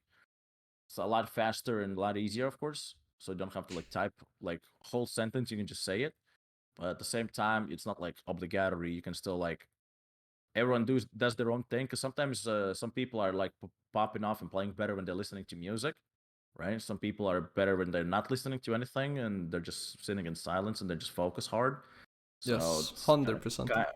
kind of depends. So obviously, when you're gonna talk to him, it's like you kind of disturb the player. So at that point, the player's not playing at 100% anymore. So if you're like communicating or something, so it kind of disturbs them again. So it's everyone on their own, kind of. So I don't know if you've seen this, but maybe like last year, I believe it was, Tyler1 went into soloQ and started like spamming like a Discord server, and he basically wanted people to join the Discord server. So let's say you got into like a D1 Master Tier solo queue game, and somebody was like, "Oh, let's go voice chat, guys." Would you join it, or would you just prefer not to use voice, and why? I remember actually. I remember the Tyler one thing when he did it. And I remember when people used to spam it as well. Actually, it was many seasons ago. It was even before Discord. I think it was. There was this curse voice or Curse voice, something yeah. as well. Yeah, I remember that TeamSpeak one. as well. TeamSpeak. Yeah. People. I remember actually joining a couple of those. The only good thing that I see is that I feel like obviously it's not maybe the best example, because for example let's say in Counter-Strike, right? When you play with voice, you have the voice communication there, but people still gonna be like obnoxious and still kind of flame or something, be like really toxic. You can see Overwatch players as well. They basically say what they Yeah, type or in League, kind of. Valorant. Yeah, Valorant, right? They're gonna say "fuck your mom" like a million times. They don't give a fuck. but in League, I feel like all the times when I had, even though I remember there's this one game where a top laner, I think he was like struggling. He was like 0-4 or something, but no one was like, he was in our voice chat, and you could hear like the him kind of being like a little bit sad. He's like, "Ah, man, died again" or something. Like you're gonna hear in his voice, and you just don't want to be too harsh on him. So like we were like three people, I think, in that voice chat. It was me, Top, and some kind of else guy. And like we were not flaming the guy. Meanwhile, like we are like, oh yeah, he's struggling, but it's like we can hear like he's trying, man. He's trying. He's just having a bad game. So it's like you can kind of hear, and then obviously in other cases, maybe you're gonna see 0-4 top lane. You're just gonna type like, "Stop dying, you fucking noob" or something, right? Like. But in voice chat, you kind of don't feel like you want to say it to him. I don't know why. Like maybe it's like kind of the human comes out maybe, and it's like, okay, this guy's just struggling a little bit, it's fine. And even though the guy, like, I think we had games where we won and everyone's happy and it's like, oh guys, good game, GG, right? Goodbye, good luck in solo queue or something, right? And you leave, you never meet them again. But at the same time, you had games where you lose and it's like, hey, we tried, and like I never seen anyone like be super toxic in the voice chats so far, at least from the experience we had. But then again, if League would ever implement the voice chat, you never know. Maybe it's gonna be the same thing, where it's like everyone's gonna be like "fuck your mom" and stuff like that. So you never know, really. But So I believe that it's gonna reduce because I have done it myself. Like I have done like Discord like invites, and I think it was in season 8 when I first hit Masters. I got invited to like a Discord server where like there's hundreds of like Master Tier and Challenger players in that server, and basically like everyone would like know each other. There's like maybe like 200-300. on E West, and you'd basically like voice chat, and you'd find like duos because you could duo back then, and then you'd like like sometimes even sit like 5 man into voice, and the enemy team wouldn't. And then I felt like it was just such a huge advantage. And from my experience, like it reduced the toxicity, not completely down to a point where there's no toxicity, because sometimes like people would say like, "What the fuck are you doing?" Or like sometimes people would still flame because that's just how they are, and no matter like what type of like changes that's gonna be made, they will still like have the same, I guess, aggression or toxicity in them, no matter if it's like voice or just typing. But I felt like it was really nice having like people actually try. I felt like people were trying slightly harder, and not like, oh, I just don't want to play anymore, like FF or whatever. I didn't see that much of that. And then the same thing for toxicity. Like I didn't see people like completely go ape shit. Like I very recently had like a guy who was like completely fanboying, who was like, I hope your entire like family dies. And I was like, okay, well, I'm just trying to play soloQ here, man. So I feel like it reduced quite a bit, and I have also like done my own like servers where it's like, let's go voice chat, and it's never gonna be 5 man. I've very rarely like experienced all 5 players being in Discord, but sometimes it's gonna be like, for the most part, it's gonna be 2 or 3 people joining. And then what I tend to do is just like I play for those 2-3 people that are in voice chat, because like I can very clearly communicate better with them than the ones that are not in the voice chat. And then yeah, we just try and like 3v5 the game, I guess. Yeah, basically.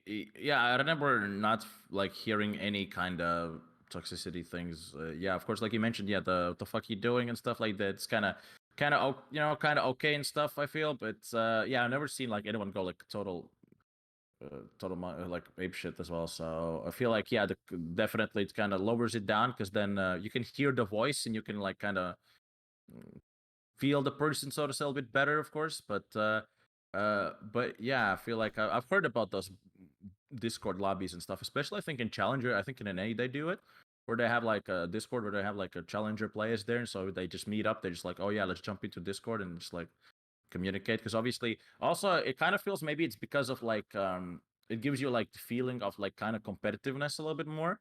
Because when you have like a voice chat and you can feel like hear people communicate and stuff, it gives you like that kind of like some kind of professional scene vibe, so to say, where you have like 5 people in Discord communicating, everyone's focusing hard, everyone's playing their best, as long as someone's not blasting music in your ears because of the bad mic or some kind of thing, from family members walking around, sister crying in the background, dog barking, but all that, then I guess it's fine. Then it kind of gives like more like reason to focus and play good, kind of, because at that point you're not playing also for not only for yourself, but the people that you hear around. You hear their voices and stuff, and you can hear them being excited, because of course if your team having a good mood, then you're gonna have good mood. It's kind of like you're spending time together with friends, but those are people that you like probably never will meet again. It's just like one-time experience, especially in lower elos, where it's like, you just meet one person, and it's like one game and you will never see him again. But in higher elos, you definitely see the same people over and over again. So it kind of gives like the competitiveness feeling, definitely, I feel. So would you like Riot to introduce like voice chat into League, or do you feel like it's just a bad idea, or people are just not gonna use it? I feel like I mean, as long as it's not like forced. No, it will be like CSGO, where you can like hear people, you can mute them, and you can like choose just not to talk, I guess. It should be that type of system. Yeah. In that sense, yeah, sure. Actually, I wouldn't mind, because at that point, everyone can like connect, and if you don't want to connect, you don't. So Exactly. no problem there. Yeah, exactly. So if somebody's like someone's mic is bad, or someone's like, I don't know, blasting their music in the background, just mute the guy and communicate with the ones that are normal human beings that I don't know, mics and doesn't have music in the background too much, so you can live with it. So other than that, I feel like it's not a good plan. I guess it definitely could help out a little, I guess. Do you think that? Sorry, go. Yeah, no, it's like give it like a test run, So basically, see how it goes, and then get to collect information. Basically, go for like a 2-week test or something. Get the info from the players, from all around, and basically see what if they say yay or nay. Do you think that it could stop people from like? Because I know some people like completely hate me in soloQ, and I have some people that like I know these people are. I think they're bad every single game, and I think they're so dog shit and elo inflated. Do you feel that having voice implemented, that people's like disagreements or like previous experience would change? Or do you think that people still just hate each other and be like, yeah, fuck you, like I'm just gonna run it down, whatever? I think it's gonna still just be the same. I don't think it's gonna change. Okay, I think it's because I I don't think it's believe the gonna same. change. Yeah, I don't think it's gonna change because it's like if I see the guy, I don't really care. It's like I've seen you play many times, man, and all times you've been sucking dick, Yeah, right? So it's every at that time. point. Yeah, every time. At that point, voice or no voice, be Jesus or not. But hey, I would flame the same I way ain't for playing. the people Yeah, that I just hate in solo queue. yeah. It's like it's not gonna happen. So I feel like it's like I see your name and I'm like, oh yeah, this guy again. At that point, it's like if it's super bad at that point, you're just all right, just gonna dodge -3, then -20, or something. But yeah, definitely, I don't think it's gonna change. I think it's gonna stay the same. Do you believe that if, let's say, a person duos every single game from unranked to masters, will have the same win rate as if he was playing solo queue from unranked to masters, or do you believe that one or the other would have an advantage, like in terms of win rate? I don't think it's gonna be the same. Because the DuoQ obviously, like again, it gives you like a little bit of advantage, especially if you're on that voice call. So that's kind of matters. Or if you have like already a worked out synergy, because then the synergy is kind of lacking, and then you have a different. Let's say if you're jungle top, and you have a jungle top synergy, you already know kind of each other. You already know the plan, like that you pull out every game or something. And then now you're playing solo queue jungle, and your top laner is playing a different style or a different type of game, and you don't have the synergy anymore. And then again, you might screw up top lane gank or something, and it's not gonna go the same way. You're gonna struggle, and gonna win, gonna lose. It's not. I don't think it's gonna be the same. So I feel like it's absolutely different game when you duo queue or solo queue. So. So you would say that people who do queue are elo inflated. No, I'm not saying they're elo inflated. I feel, but it's just like it gives you like it kind of depends because of course there are some people who play DuoQ like only basically, and they just kind of carry each other like that. But at the same time,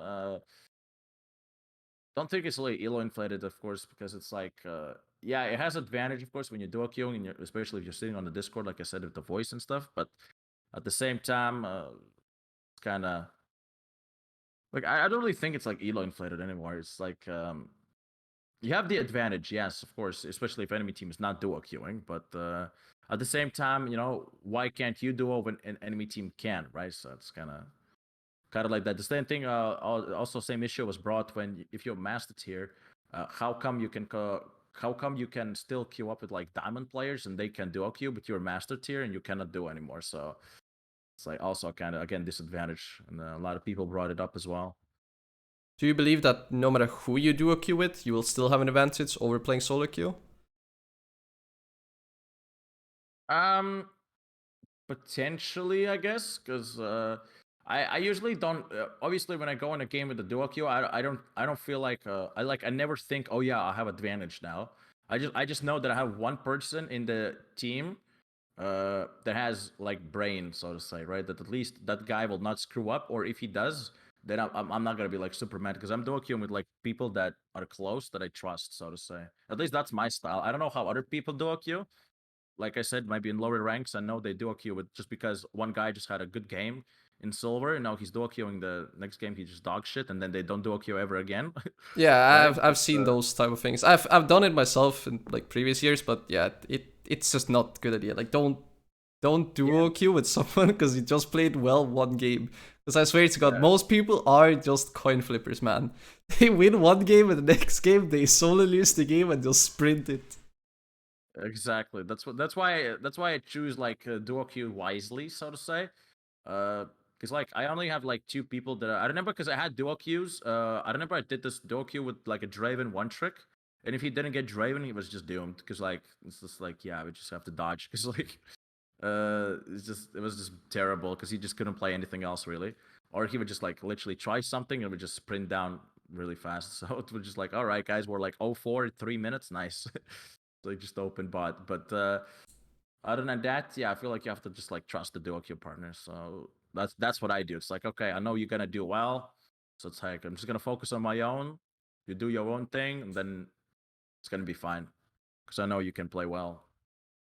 Okay, to so the carry the last game. thing I want to get into here is you are aware of the fact that they removed duo queuing in Master Tier and above this year. And you Yep. have been Master Tier before, where you could duo queue. And what do you feel about the change? Like, do you believe it's a good change or that it's a bad change for high elo? Well, it's a bad change for me. I cannot do a queue now, and I'm the fucking diamond right now because I got demoted. Yeah. Can't get boosted anymore. Kami's too good, man. But I don't know. I feel like at that point from masters and up, I feel like it's I don't know why exactly they chose master. I guess, but I guess why not? Because it's like one of those high kind of ranks, so to say, right? Because like there's a bunch of diamonds and stuff like that, and then there's like masters, a lot less people there. And I feel like it kind of brings more competitiveness again, like so no one's like duo abusing, so to say, because especially in like those ranks, there are a lot of people who like to duo queue and stuff, and just it doesn't work that way anymore, I guess. And also, it kind of kills the boosting services. I feel like also from masters and up, I think, because now you kind of play solo queue anymore. Well, I So think because I people remember, just win trade now instead, like late night when queue times are like 10 minutes and Master Tier and above. I feel like it yeah, just creates a new industry, to be honest. I guess so. Like I don't really play at nights anymore because I don't know why I have like this weird feeling where it's like if it's past midnight, I will just lose. I don't know why. Yeah, Unless I'm working. I have that too. Yeah, it's like if it's past midnight, I can't play because I feel like all the players are like literally super tired, and I check their OPGGs. Oh yeah, this guy played 16 games. Like oh nice, and he's on a 7-game losing streak. Yeah, that guy's just rage queuing at this point, right? So that's not cool. But I feel like yeah, I don't know. It's the only moment when I do when I play after midnight, so to say, is like after if I just duo. And I remember someone from I don't know who was it. There was a jungler from Pro Team from NA. I forgot which one was it. A couple seasons ago. He basically said he likes to wake up at like 3 a.m. as a jungler. Like 3 a.m. he queues up and then he just has to play with people who've been playing all day. And they're like tired. They're not focusing anymore. And you just like Yeah, they're like Tyler fresh. 1. They played 20 hours a day.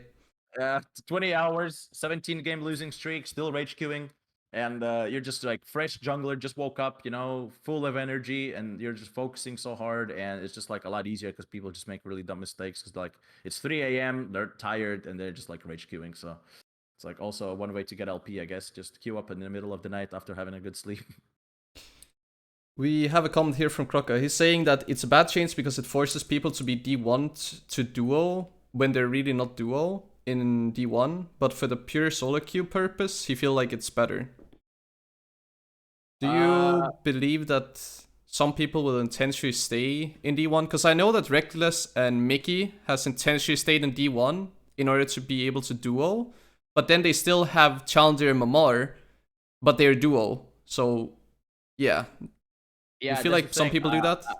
I've seen I remember this exact Vagar, the Cloud9 coach, like Vagar guy on Twitter. He posted a video Yeah, where he was Veigar like V2. yeah, Vagar V2. I think he posted a video where he was on Master Tier promos. And I think I don't really remember the video. I think he sarcastically said this.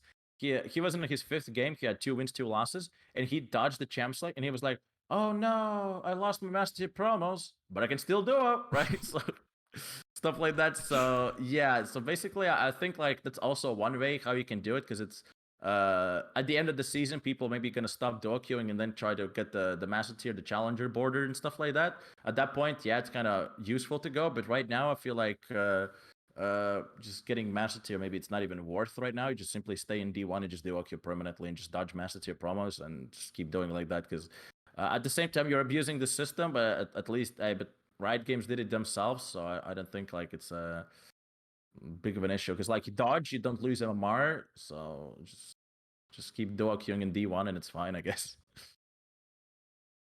Let's move So into the next topic. So series transfer in League. So we probably all know them.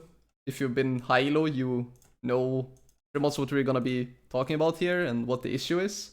oh yeah. Yeah, have you had any transfers? Let's just put it out there. Okay, First question. let me check.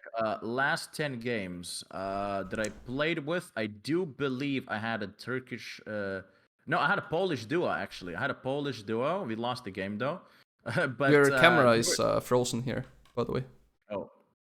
Oh, because hold on. Uh, God damn it. Okay, it's gonna unfreeze in a second. It's gonna unfreeze. Okay. It's gonna be good. Yes. Anyway, hold on. Okay, so basically, I feel like you feel like the most people that you get is either the Turkish duos or like the Polish duos, right? Those like the most popular ones. But other than that, I feel like it's kind of one of the two. But recently I had Polish duos, but I don't think, but they did actually pretty well. But mostly it's like the uh, what the issue is that a lot of people think that the Turkish duos are the ones that kind of ruining the game. Oh, there you go, I'm back. But yeah, like the Turkish players are the one that's kind of, I don't know why they just go into EU West and play. I feel like I don't know, like they have their own servers, so I don't really see why they are even switching the servers in the first place. So what's the point of playing at EU West if you're like, playing your Turkish server, man? Like I don't know. I guess they have like better ping there even as well, so it gives you like better reactions, better everything. But in the end, they still managed to go in the transfer to EU West and just play here. But like, why? And then they're like, "Oh yeah, I was like master tier Turkish server, and now you're like D4, like 35 win rate or something." Like, come on, man. So Like, I don't know.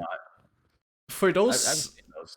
for those who doesn't know what the entire issue is, basically you can basically transfer from a weak region like Nordic and East or Turkey or Russia or whatever to whatever server you would like. So you could transfer from a lower server, basically a wildcard region, one of the three servers I just mentioned, into the West, and you basically have the same MMR. So since it's a lot easier to get Challenger in Nordic and East, Russia, Turkey, OC, whatever it is, you'll basically have Challenger MMR from that region, and then you transfer into West, who's a better region with more players and more established server and more competitive, and yeah, it's just basically has a better infrastructure because you also have like pro teams, national leagues. Basically, that's why the server is better. But since your MMR is the same, you basically are saying, or what Riot is saying, is that Challenger on any region means that you can become Challenger on any other region. And that's simply not true. Like, if you are Challenger on OCE, I guarantee you're never gonna hit Challenger on Korea. Never. Okay, maybe not never, but in the same season, you're not hitting Challenger. Because Challenger in Korea is probably, what, like 10,000 LP in OCE? I don't know. So the issue is that people are transferring from a weak region to a strong region, and then they're clearly underperforming in high elo on a strong region. And that's why a lot of people are complaining about transferring. And then we have a comment here from Kroka saying he believes that the MMR should be like lowered when you're transferring from a weaker region to a stronger region. And I would say that I agree, but I think you should reduce it like a lot. I feel like it's kind of the idea, but then they have to announce which is like the superior kind of server, so to say, which is like the stronger server, so to say. Well, we and already give know like, that because of like how yeah. Worlds works and who has wildcard regions and who has 300 challenger spots, what servers has 200 challenger spots. They already said it, but when it comes to transferring, they're too scared to saying like your region is dog shit. That's honestly what they have to say. Yeah, I mean, yeah, they kind of have to, kind of make it happen, so to say. I kind of agree. Maybe the MMR lowered is kind of like a good reason, so it will probably potentially stop them from transferring, or because otherwise, they can just like jump left and right all the time from the servers, right? And they just don't give a shit. But at the same time, right now, if it would lower their MMR or something, then definitely they would. Think twice before making the choice. Is it worth it or not? Are they good enough to even do it? Because also you mentioned that, for example, I think I remember watching Tyler one time, and he had 30 LP masters, and they already had grandmaster. He was like grandmasters 30 LP. Yes. Like it's like hello, right? In the US we have like how much LP? You have like 200, 300 LP, right? Well, it's 400. It's 400 now. Oh sheesh, 400, even worse now. So yeah, meanwhile in the Nate's like 30 LP. Congrats, you're grandmaster now. Awesome, like 2 wins and hey, grandmaster guys. So yeah, I feel like it's they have to do something with the transfers for sure. It's either like I don't think they have to increase the cost or anything, but the MMR actually idea is I don't think it's pretty bad. I think it's pretty good. So one thing we have to say is that we don't believe that one country just generally has bad players or one region, because there are people from Turkey that are actually good players, but they're already playing on EU West and they climbed from the bottom, like level 30 EU West to like unranked to Challenger. Like a good example would be Talon Godex was like the first person to hit Challenger this season. And the same thing for Poland, like Jankos, for example. Like Jankos is pretty fucking good, right? Even though he started like playing on Nordic and East, but then he didn't. I'm pretty sure he didn't transfer, right? Like he just climbed from US unranked to like Challenger, which is where he is now. So basically, we don't have an issue with people from a specific country. We have a problem with people transferring from a weak region to a strong region. Because if you are just from Turkey, there's no problem in that. If you just play from EU West, like unranked to Challenger, there's nothing wrong with that. But I believe there's something wrong when you transfer from a weak region to a strong region and clearly just underperform and make essentially the game a 4v6, and you can't get punished because you're not intentionally griefing, but you're just clearly like worse. And on top of that, it actually fucks people's MMR completely because their MMR is completely different compared to everyone else. So even if you win a game, you can actually lose so much MMR because of that transfer. So yeah, it's just a really big mess in my opinion. And I had a transfer, I think, 2 games ago on enemy team, and he clearly underperformed. And I actually ended up losing MMR even though I won against the guy. Yeah, the issue is also, of course, that I mean the transfer is like popular thing, I guess, to switch from those one region to another. And I mean, it's not really relatively cheap either, but I feel like when you can do it unlimited amount of times, and just like get MMR in one server and then switch to the other. I think I've seen even people from US to actually do it. They just go get like Grandmaster or something, or like an Turkey, and then go back to US and then like chilling right now. But kind of like that. But yeah, they have to do something with the MMR part. Was pretty good actually. I kind of like the idea over there. So, but not too sure if they ever actually kind of pull the trigger and actually do it. Well, I would say that 20 euros for transferring back and forth is a lot cheaper than an actual Challenger EU West account's worth. Because, well, I don't know if you know, but I know what US Challenger accounts goes for. And I know what it costs to boost that account to US Challenger. So I can say that's a lot more than 40 euros. Yeah, like a lot more. Yeah, a lot more. I've seen those. I've seen those as well. Yeah, I've been checking, for science purposes, of course. Yeah. Yeah, of course. Okay, so let's go into the next topic. MSI Finals. So I don't know if you saw Mad Lions against Damwon. Yeah, they lost 2-3 in the end. Yep. I didn't see the games though. I only think I saw like second game where they won a little bit. Then I had to go to sleep, so I didn't really see it. But yeah, I checked the socials and I saw that they lost in the end. But I mean, I wasn't really expecting them to win, really. But then again, hoping a little bit for Mad Lions, for like a little surprise, because I feel like even if they beat they played against Damwon, right? So yeah, Yes. even if they beat Damwon, then they have RNG in front, and it's another huge team. So it's like they have like 2 mountains to climb, and they just couldn't even make it after over the first one, so to say. And I mean, Damwon is the current champions anyway right now, right? So the last year champions, and now they're playing against RNG. So right, RNG Damwon is still going to be like the Titan battle, so to say. The 2 best teams from, I think it's the best team in Korea and best team in China, I think, as well, if I'm not wrong. I mean, So, Damwon didn't have any issues in LCK, let's say. They clearly stomped like LCK. Yeah, I didn't. I think it was RNG also. I think got crowned the champions. I think. Yeah, but RNG had like LPL is basically stronger than LCK right now. Like basically the league is just tougher in LPL than LCK right now. Yeah, I would say so.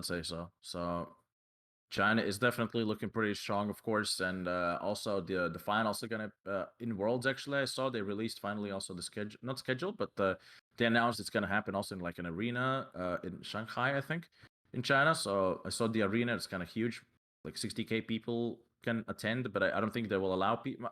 Maybe they will allow, because I've seen that in some in some parts of China, they actually still have like sports and people are allowed to go in and they're not even wearing masks or anything. There's some places where it's kind of relatively really safe and they can have some audience. I really hope until then it's gonna get a little bit better with the COVID and stuff. But yeah, the MSI though, it's gonna be it's gonna finals happening today, I think, right? Yep, It's I happening think. now. I am not sure when it is. Yeah, it's happening in 11 minutes. Yeah, Oh. it's 4. Yeah, it's gonna start in 11. So it's gonna Okay, start very, very. so before we get into who we think is gonna win and what the end result is gonna be, Versal is quickly saying that can we talk about Damwon's bot lane for a second? Ghost and Beryl. Have you seen their performance recently? Well, actually, no, I have not. Like since I haven't really watched the games because I always like play games during the game during the MSI, so I literally missed like the whole MSI. It's like my schedule's kind of messed up in that sense, so I can't really watch it. But I've heard stories, yeah, where you mentioned that like I think they're like Hearthstone Diamond 2s in the US, right? Yep. Like 50% win rates. I thought it's like a kind of fake news or something, but they're actually legit accounts. So they're kind of struggling in Diamond. And also, I remember casters saying that the Diamond's bot lane's actually been like the worst performing bot lane, basically in I believe in the whole LCK or something. So basically, they're like the struggle of the team. Other lanes are fine. They're fine, but the bot lane's the one that's struggling. So not really sure what's going on with them, but definitely something is putting them off. I mean, I have a theory, but this only goes for Beryl. So I've played against Beryl on E West while he's still here, right? But when he was playing E West soloQ, and he did not play well. Like, he was straight up running it down. And at the time, he was like Diamond 4 with like a Master Tier Mamara account, and I was like D1 or Masters. I think I was in Master Promos or something. And he did not play well. And on Twitter, there are like memes that Beryl is strictly playing like Genshin Impact. Like, Wunder is playing WoW, but that's not an issue. Beryl is playing Genshin. That's basically the new thing. And if you look at like Beryl's solo quick on, like, he basically hasn't played much. He's barely like climbed. Meanwhile, we have Showmaker and Canyon both hitting rank 1 on E West with like 200 games, completely stomping solo queue with like 65% win rate. But then you have Beryl, who's like Diamond 2, barely playing the game. And it clearly shows, because, I mean, Canyon and Showmaker are probably like in my opinion, the best jungle mid duo. And I think Khan is also doing like okay. I mean, I wouldn't say he's an issue, right? And I would say that Beryl is by far like the worst player. And then Ghost like is probably like the next person. And yeah, people are just saying that there's no way that Damwon is gonna like keep Ghost and Beryl unless they win Worlds again this year. Yeah, I feel like if the bot lane is struggling, they should definitely maybe change it up a little bit. By the way, I'm free agent. By the way, just yeah, it's if the bot lane is struggling, then definitely they have to switch up a little bit and see what they can maybe get some maybe other players in the team or something. But yeah, I mean, you mentioned that Beryl's playing what Genshin Impact, right? Yeah, Okay. Genshin Impact. Yeah, I it's like I remember watching this like a small documentary about Wunder, where of course we all know he plays a lot of WoW, Yes. right? Even in the a lot of videos of G2, you can see him in the background just like literally playing WoW. Like it's like more WoW than League. He's level 60, man. You can't blame him. He has to. He has to grind. He has to grind. Gotta go, right? But at the same time, it's like yeah, it kind of basically in Korea, as long as I know, basically they're all playing solo queue like 20 hours a day or something. It's crazy and stuff.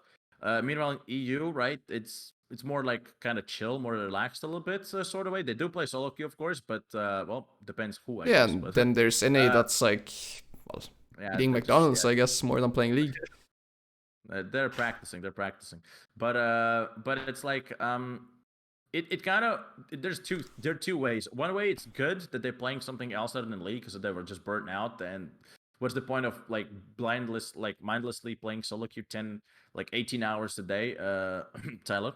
without like actually real improvement, so to say. But it's kind of because it's like at the time, it's better to play, let's say, 5 games where you're full on focused and you're like fully focused on the game but actually doing good, rather than just autopiloting like 10 games, right? Or just like you don't learn anything. So at the same time, I kind of agree. Maybe spamming solo queue sometimes it's kind of not the ideal plan. I guess it doesn't mean, oh wow, this guy has 200 games of solo queue, he sucks, right? But then you can see him on G2 and he's still performing like fucking godlike. But I remember when G2 was struggling in playoffs, literally Wunder deleted WoW and he was literally spamming solo queue like 10 games, 15 games a day or something. He was literally grinding as hell because he understood that he started to underperform and he realized that, it's not the same anymore. So he had to kind of go for those solo queue games and actually kind of start to improve a little bit. But yeah, sometimes it's nice to kind of get your mind off league a little bit and play something else. That's why it's kind of coaches allow it, of course, because it's like, so you just don't overburn yourself. But at the same time, you can only allow yourself to do that if you're like playing on a good level. Because if you're like sucking dick and you're not like literally doing anything and you're just like the struggle of the team, then I don't think you're like. It's like a kid, You're allowed to play with the toys if you're doing good. Like you're allowed to play computer if you're doing good in school. If you have bad marks in school, computer on the password, then you better fix the shit and then you can play. Kind of same thing, So for like league players, it's like if you're doing well, fine, you can play WoW, you can play whatever, right? But if you're doing bad, then it's kind of your job, man. It's like I bet there are people out there, who like literally would like to be in their place, right? So if there's some other options, then if there's some other options, then you, for example, they don't mind to switch. It's like, yeah, cool, we had you, but you're like your ass now. So well, this other guy is like like playing solo queue 20 hours a day and he's like climbing and winning, then maybe we're gonna get that guy other, so that's why I feel like it kind of double-edged sword. Sometimes sometimes it's fine for them to play other games, but sometimes depends on a player, of course. Okay, so let's get into finals. Who do you think is gonna win, and what do you think the score is gonna be? All right, the finals. RNG, dumb one. I kind of hope for like a 5-game series so we can catch up some games, but I feel like I'm gonna go for for sake of it, I'm just gonna go RNG. Okay. And I'm just gonna say 3-2. Okay. Do you think it's gonna be like how do you think is the series gonna go? Like, you think it's gonna be 2 wins and then 2 wins for Damwon and then RNG clutches it, or how do you think it's gonna go? I feel like Damon's gonna be 2-1 ahead and then they're just gonna choke. I mean, we've seen that before. I'm very split on who I think is gonna win.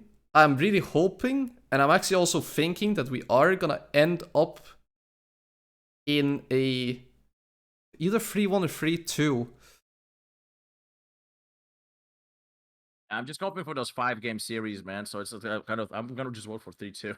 But you know what? I actually think I'm gonna go 3-2, and I'm gonna hope that Beryl and Ghost got their shit together, and it's like we're gonna play weak side every game and let Cannon and Showmaker carry the game, and Khan is just having fun in his tank, engaging whenever he needs to, and then Damwon ends up going 3-2 against RNG. That's my guess. Yeah, could be. It kind of depends. Again, the bot lane is a coin flip for Damwon, so let's just if they flip it again, then it's kind of doomed. But if they just kind of just play safe, man, kind of that kind of way, then I guess the Damwon has a better chance of winning, so to say. If they can stop their bot lane just turbo inting, then it's fine, I guess. Yeah, let's get into the next topic here. So, delay versus no delay. So this is basically for streamers, and many people do not know how it is to actually be a streamer playing a game at like a somewhat high level in a competitive environment. So I'll basically start off saying that I started playing with delay because in season 8 I also streamed, but I was random at the time. I barely had 20 viewers, and even though I hit Masters, nobody knew who the fuck I was. So there was no issue. Like, nobody was ghosting me because, like, who the fuck is this guy? Like, he's just some random first-time Master Tier player playing Kha'Zix only. and nobody gave a fuck. But then in season 9, I hit Grandmasters, and I started getting like some public attention because I started, well, networking. I started gaining quite a bunch of viewers, and I was still streaming with 0-second delay. And you could just clearly tell what games I got ghosted and what games I didn't get ghosted.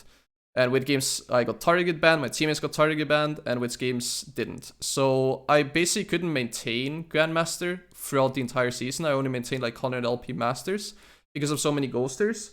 And basically after that experience, I started playing with delay because that's basically the only way I can, well, deal with ghosting. And then on top of that, I'm hiding my champion select, because if I don't hide champion select, the 20-second delay is not enough. People can still target ban me, but they can also target ban my teammates. And then I'm just forced to dodge a lot more. Like, I'm basically gonna end up losing a lot more. And yeah, now I'm basically playing on this 20-second delay, but some people I see are playing like with a 45-second delay, 1 minute delay. TF Blade is streaming with a 3-minute delay. And even though it ruins like the chat like interactiveness, it's still just, in my opinion, better to play the game at like a high level and basically show, well, basically a closer, like, how can I say it, a closer view of like how you actually play. Basically, like, this is actually the level I can achieve, and this is the level I can play at. Compared to, oh, I stream a 0-second delay, I get ghosted. It's like, well, what can I do, man? Like, my entire team got target banned, and now the other team just knows where I'm pathing all the time, and I'm just gonna get perma-invaded and die like 5 times over. So I'd rather show like a closer, like, true level of my skill instead of like permanently interacting with my chat. But sometimes also play on a Smurf. So when I play on a Smurf, that's not linked to me, because now people are starting like realizing, oh, I have this account, I have this account, I have this Master Tier Smurf, I have this Diamond 1 Smurf, I'm playing on that region, right? So whenever I have an account that's linked to my name that people know, that's like publicly listed out there, because, well, I can't control that. People are basically listing my accounts on the internet. Then I play with delay. But whenever I'm playing either on a new account or an account that's not directly linked to my name, I feel like it's okay to removing like delay, because I don't play with minimap cover because I'm jungler, right? It doesn't make sense. So what's your take on it? Like, some people stream a 0-second delay with twist V in their name, doesn't have minimap cover, and people can just clearly ghost and see where the jungler is and stuff like that. What's your take on it? Yeah, I understand the big streamers though, and smaller ones, of course, who has like the viewer base at least, and that they get ghosted, especially if you're like the higher rank. Of course, you're like, if you're silver, gold, or something, no one's gonna ghost, because it's like the chances of you getting against the streamer is kind of very low because of the amount of players that play in that rank. But the higher you go, then the lesser players, then the higher chance, of course. Then it does get like a little struggling, because I had the issue myself where I just played a game. I don't know what's going on, and then suddenly I see a Twitch chatter type like some kind of message, and I realize I've seen that nickname before. I hold tab and I see it's enemy team's top laner or something. Yep. It's like he's been there in the chat the whole game, or just sitting in a viewer list, not typing. Like, they don't typing. Even care. They're like not even going like on incognito mode. They're just like logging in with Twitch, and they're like, oh, let me watch Xeptron stream while I'm playing against him. It's like, no, I'm not like ghosting, man. I just know that you're randomly gonna roam topside level 3 as fresh now. Yeah, exactly. Well, right? Fair enough, you're still good, man.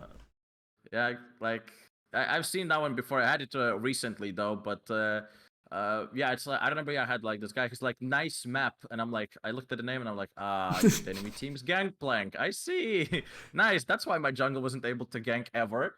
Okay, that's why, because I remember I had this one moment. I was literally sitting. I actually remember that game. That specific game. I instantly knew because I was sitting level 1, like before minion spawn. I was just like sitting. Okay, how can I say on the? I was like sitting in the kind of like at the mid side of the map in one of the bushes, and then randomly I see, just randomly out of nowhere, I think they had like Lee Sin jungle. He just ward jumped into like darkness basically, because like just randomly, and he was like coming from the other end. So basically, I was like, okay, what is he doing? And I was like, okay, it's a ghost. Like, you could clearly see he saw like my screen that no one's around. I'm only one alone in a bush, just sitting alone. No one else is nearby. That just kind of came across somehow, and then yeah, just kind of I was like 1v5 and I just died. And I was like, okay, what's going on? The enemy team gets first blood. I'm like, okay. then apparently, yeah, it was the enemy team's top laner just was calling everything, and you can even see on the replay. You go on the replay after the game, and you just see like the pings. It's like he's there, he's Yeah, there, he's yeah, there. yeah. You can see like the pings that comes in. It's like it's just so annoying. So because I don't play with delay. I do recently started, of course, to cover the map and stuff. So I do sometimes if I because usually I rarely I get those ghosters, but when I do, that it's like it's pissing me off like hard as much, of course. Then since I don't put delay, then I have to cover the map and I have to like hide the chat. So I instantly kind of turn off the chat so I cannot see what my team is typing, so they don't see it either. That I obviously don't like. I have to be careful with the buttons that I click so I don't accidentally show where my jungler is, because I use those F keys a lot. Yeah. So I can switch to top laner, I can switch to mid and so I don't show the top laner too much. So I have to just put my eyes on the minimap and approximately know where he is. But it's definitely very annoying when the without the delay. So yeah, even sometimes it's just 10-second, the 15-second delay sometimes is already enough, because then it's like a different game 15 seconds ago that you see, it's a lot different if you see 2 seconds ago, right? So Yeah. definitely it's something that, because at least then you have like more space to talk and you can explain, oh, I'm gonna gank this guy, and you instantly gank him, and the guy is gonna hear it after he's dead already. So so it's already too late for him. But when you're 2 seconds ago you said, oh, I'm gonna gank him, oh, it's like, all right, he's gonna gank me, all right, careful. Right, he's gonna sit down at the turret and do nothing. So it's kind of like that. So definitely the delay is kind of like a good deal. So even the viewers have to understand that the delay, especially if for the high elos, is to avoid ghosting. And I think it's like fair enough. Like I don't blame the streamers to do it at all. Especially if you're just like, if you're like a super known or something, then obviously people are just gonna ghost you for the extra LP and that's it. Or just like, especially if they're like fanboying or something, then like it's even worse. I feel it's like you don't know, the guy might be fanboying and maybe tryharding, but most of the times people just want to troll just because it's like, hey, I'm trolling the streamer, by the way. Hey, Yep. it's funny. I've been there for 3 years now. I'm the funny guy, guys. Look at me. I'm gonna play Blitzcrank mid lane. Like, Yep. like instead of like actually tryharding and showing like how good you can be, like instead you just show how stupid you can. It's like being the class clown, It's Yep. funny, yeah, but at the same time, it's like you're playing on LP and stuff. I don't know. Why is a season 5 diamond, season 6 diamond, season 7 diamond, season 8 diamond, season 9 diamond, season 10 diamond player on a podcast? Good question. Good question. True, actually. At least I'm consistent. I It's mean, like at least diamond, at least diamond. I'm consistent when I play, but when I don't play, and I just decay. Okay, let's get into the second last topic, on-stream versus on-stream. So I believe that you play mostly on-stream, is that correct? Yeah. Yeah. I basically play like 98% of the games like on stream. I very rarely play off. Do you feel like there's a clear difference when you play on-stream versus off-stream? Because for me, I can clearly tell there's like a difference, because I can actually focus, I can set up like however I want to. I don't need to actually talk about the game. I don't need to listen to a specific playlist. I can just listen to nothing. I can listen to a classic like music playlist if I want to. And I can just, well, focus on the game like 100%. Like for me, cause simply I kind of stream League, cause I feel like it's more fun for me. I don't mind listening to music, cause even if I play like off stream, I still listen to some kind of music. I usually have like a stream on my second monitor or something. So cause I don't really like to play without music, but of course everyone's on their own. Someone doesn't like to play with music. I know some streamers who play without League of Legends sound at all. Oh, So that's like, terrible. I can't do that. There's no way. yeah, I know one specific streamer who does that. He listens to music and he just doesn't play. He's a Blitzcrank one trick in Challenger, but he doesn't play with like sound. It's like really weird. But yeah, it's I feel like I just play League on stream because like I play like my 5 games a day or something, or if I don't have to go and do something, then I play maybe more. But then afterwards, I'm like too exhausted and my brain is like burnt a little bit. So at that point, I just don't want to play League and I want to chill. But yeah, I do sometimes. Of course, if somebody hits me up, hey, want a duo, and one of those 2 people that I trust is like, want a duo, I'm like, sure. But I don't feel like I don't feel too much of a difference though, in terms of playing like league on stream or off stream. I feel like on stream, I'm like a little bit less toxic, like so to say, because it's like off stream, it's like no one's watching, and I can throw a couple words here and there, maybe a little bit. Well, Yeah, of I course, just type whatever. I mean, I don't want to go semi-pro anymore. I don't care. I'm not looking for a team. I didn't get any good offers. I can say whatever I want, or mostly I can say what I want to say. Sometimes I have to not say anything.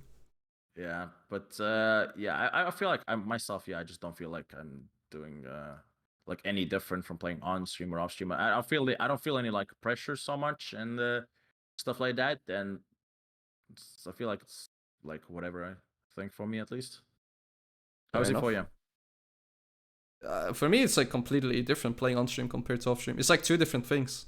It's like I clearly play way better like off stream consistently than on stream. Like on stream, it can be very, very flippy. It can be like Twitch chat is triggering me. It could be like somebody's ghosting me, somebody's fanboying me, or like I'm tired or something. But when I'm playing off stream, it's like nothing should really disrupt me. Like everything should pretty much be my fault if I play bad.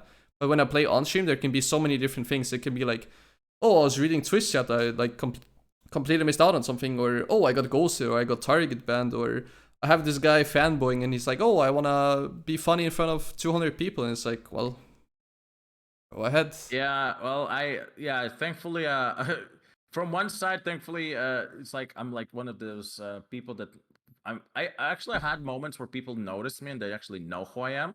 They're like, oh yeah, you're the guy who streams, right? And I'm just like, yeah, the guy. But at the same time, it's like it happens very rare, so it's not like oh, I mean, sometimes I have people who are just like, yo, good luck with the game, I wish you the best of luck, and it's like, it's all good. But there are also sometimes where it's like, oh, I'm just gonna go ghost him now. It's like, it's very, I'm mostly just focused on the ones that trigger me, which is pissing me off, because there are also a lot of great people who is like, oh, I'm playing against Kami, it's gonna be a good game, and it's the same for me. Like I play with Feb, and yesterday I was like, oh, we're actually gonna have like a good game now. Like I don't care if we win or lose, because I'm playing with a player that I essentially like playing with, right? So I care less about like the LP and more like the game experience. But we luckily end up winning. But if we would lost, I wouldn't have minded as much as if I was playing against like 5 random master tier players. I was like, well, shit, I guess you coin flip better than I did this game. Yeah, basically. So yeah, it's all about that experience, of course, as well. But yeah, like I said, yeah, myself, I just don't feel any difference. But obviously, yeah, if you're the higher, well-known streamer, then obviously, then you have like those people who just wanna just grieve for fun, I guess. Yeah. Let's get into the final topic, hot top streams. So oh, my favorite. I don't know if you saw on Twitter yesterday, Twitch announced that they're gonna be making their own like hot top pool section on Twitch. They already did. Yep, it's out. What's your opinion? Let's start off with this. Do you watch hot top streams? No. Okay. What's your opinion on them? What's your opinion on them? I mean, the thing is, the hot tub meta is just like it's kind of interesting from one perspective. I kind of understand why they're doing it. Obviously, we all know it's just, obviously, I mean, money, right? It's money, right? I don't blame them, right? If I would be a hot chick, I'd probably do the same, right? I don't blame them. Just gotta be honest. But at the same time, at the same time, it's like it's not really streamers' fault. I feel it's really Twitch's fault for being really inconsistent in terms of bans. Because like sometimes there are some streamers who, we all know, for example, Forsen, he got banned for an entire month just because he showed a GIF of a horse and a female doing something together, right? You can already imagine for like a millisecond. Meanwhile, someone else spreads their asshole in front of camera and 3-day ban. So it's like there's and then they always say that they're all checking people equally and no one's getting like special treatment. I remember they specifically made like a statement about it that no one gets special treatment. Yeah, I don't think so, right? Well, I can comment on this because I know it's not true. And I don't know if I can actually say this or if we get in trouble, but it should be pretty obvious that people are not being treated equally within Twitch. And there are many different reasons that people are being like treated differently. It can be anything from like ban length to like help support. It can be like what can you get away with compared to what can't you get away with. And it all depends, like how many subs do you have, how long you've been streaming on the platform, like what's your relationship with Twitch, what type of like, well, there's affiliate and there's partner and there's ABC tier partners, and yeah, basically people are not being treated equal, and I can say that much. Like I know somebody who doesn't get, like, they are applying for partner, they don't get a response like in half a year, whereas if I go, I can just message my Twitch manager, I'll get a response within 24 hours with anything really. And I also know that some people that recently, so I've been partnered for like 2 or 3 years now. When I got partnered, I was basically getting a Twitch manager. So he would basically sort all the things out for me and my stream, and I can always contact him. But since they're getting more and more new partners, it's not like everyone is getting a Twitch manager now, apparently. Like some people are getting it, some other people are just not getting it for some weird reason, but people are not being treated equally. Like it should be pretty obvious now. I don't think it's like people are surprised that I'm saying this, but yeah.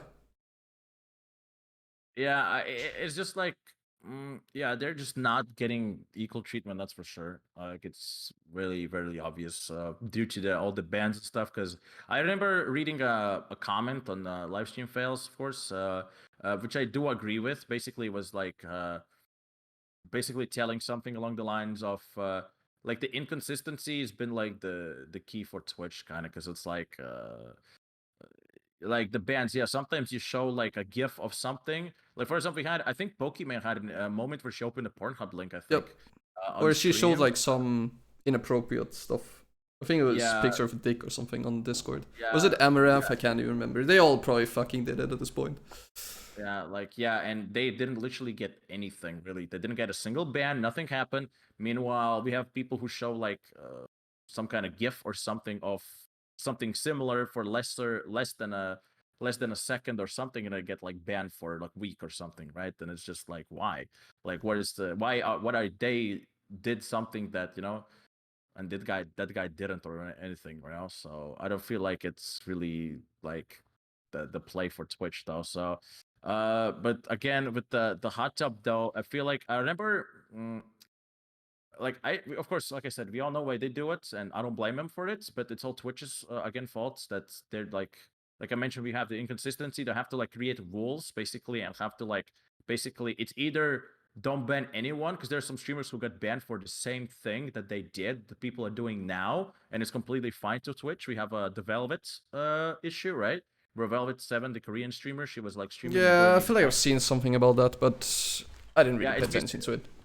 yeah, it's basically this girl streamer who I think she was doing like dancing streams or something, and just because she got really big breast size, so to say, due to that she was literally getting like bans, because whatever she did, whatever clothing she had on, even if it was just like a small shirt or like a big jacket where she was covering everything, she still got somehow banned because of like sexual content of some sort, although she didn't really do anything.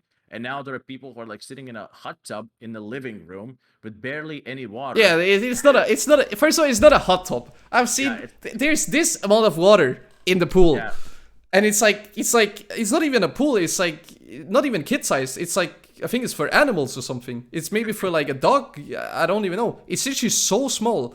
And then sometimes they're not even in it. Like I've seen someone who's like, "Oh, we're doing a pool stream." And then they're like never in the water. They're just at the pool. yeah. They're at the pool, and I even seen, I think it was Amaranth as well. She was like doing chess while sitting in the pool. It's like this one is like a 5-head play actually, right? She's like streaming from a pool in her like bra and whatever, right? Like the the pool clothing, so to say, right? And playing chess or like playing some kind of video game and just sitting there, right, chilling. So I mean, like I said, I don't blame them like at all, because like, I mean, you do you, right? But at the same time, Twitch has to be like, I kind of have to create rules and kind of get the grip on them, because otherwise they're just letting it kind of sink down. And it's like, it's kind of sad, because there are a lot of girls who are like streamers, and they're just like, they could easily boost their viewership by like 3,000% just by just getting naked and basically sitting in a hot tub, right? But there are a lot of girls who just simply don't want to do that because it's not them, right? Well, It's like, I can beat the Amaron playing chess at a pool. This was a sponsored stream by, I believe, it was some sort of poker site. And she was playing poker, sponsored stream, in a pool. I There you mean, go. that's probably the best way to make the most amount of money in the shortest period of time. A sponsored poker pool stream. I don't know how you can come up with that. I've never seen a poker player play from a pool. Yeah, Who does that? How yeah, is that ever like appropriate? Like, I don't know. yeah, that's like one of the things, but yeah, it's just like a lot of people obviously complain about that. Yeah, it's just an inconsistency. If Twitch would actually kind of get their rules set and treat everyone equal, then the whole thing would actually die out for sure. Because if they say, because sometimes they say, oh yeah, this is fine, and sometimes someone else does the same thing, and it's, oh wait, it's too sexual, you get like banned or like a warning or anything, and then it's like, okay. And then I remember someone today, I think, or like yesterday, got banned as well for showing a clip of Amaranth, which was on Twitch, and the guy got banned because he showed the clip for like Nice. okay, how is that even like okay? You know, the guy got 3-day ban because you showed this too sexual of a clip. It's like, yeah, but that clip was on Twitch, and the streamer is never got banned or anything, and it's fine. So like, what's the point? Like the hell?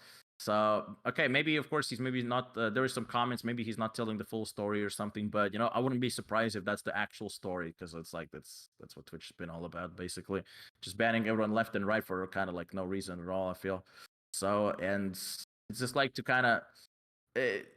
It's basically, no, I've never really watched those hot tub streams. I'm not like interested on them. Like I have my streamers that I watch and I follow, and I just follow them and I watch them, right? So why would I go and watch something, you know, when I can just go on like any other porn website and just watch everything for free, and even more things, you know, than like a pool stream, you know? And it's I don't know, man. I feel like it's not for me, but you know, if people like their thing, you know, go ahead. But you know, it's like you have to blame like the Twitch for not being like consistent, because you know, if Twitch allows it, then Twitch allows it, you know, and Yeah.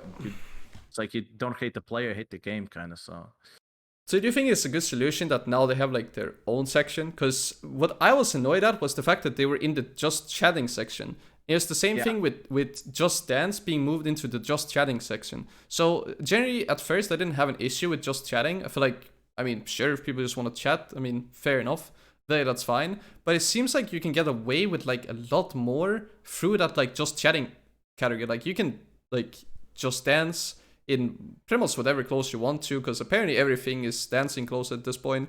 You could do hot tub streams, and apparently you could like almost wear whatever you want to. And then the body paint stream, like they're saying that it's not like, what is it called, sexually something. I don't even know yeah. like the right term for it, but basically that they're saying that it's not sexual, but I don't know, man.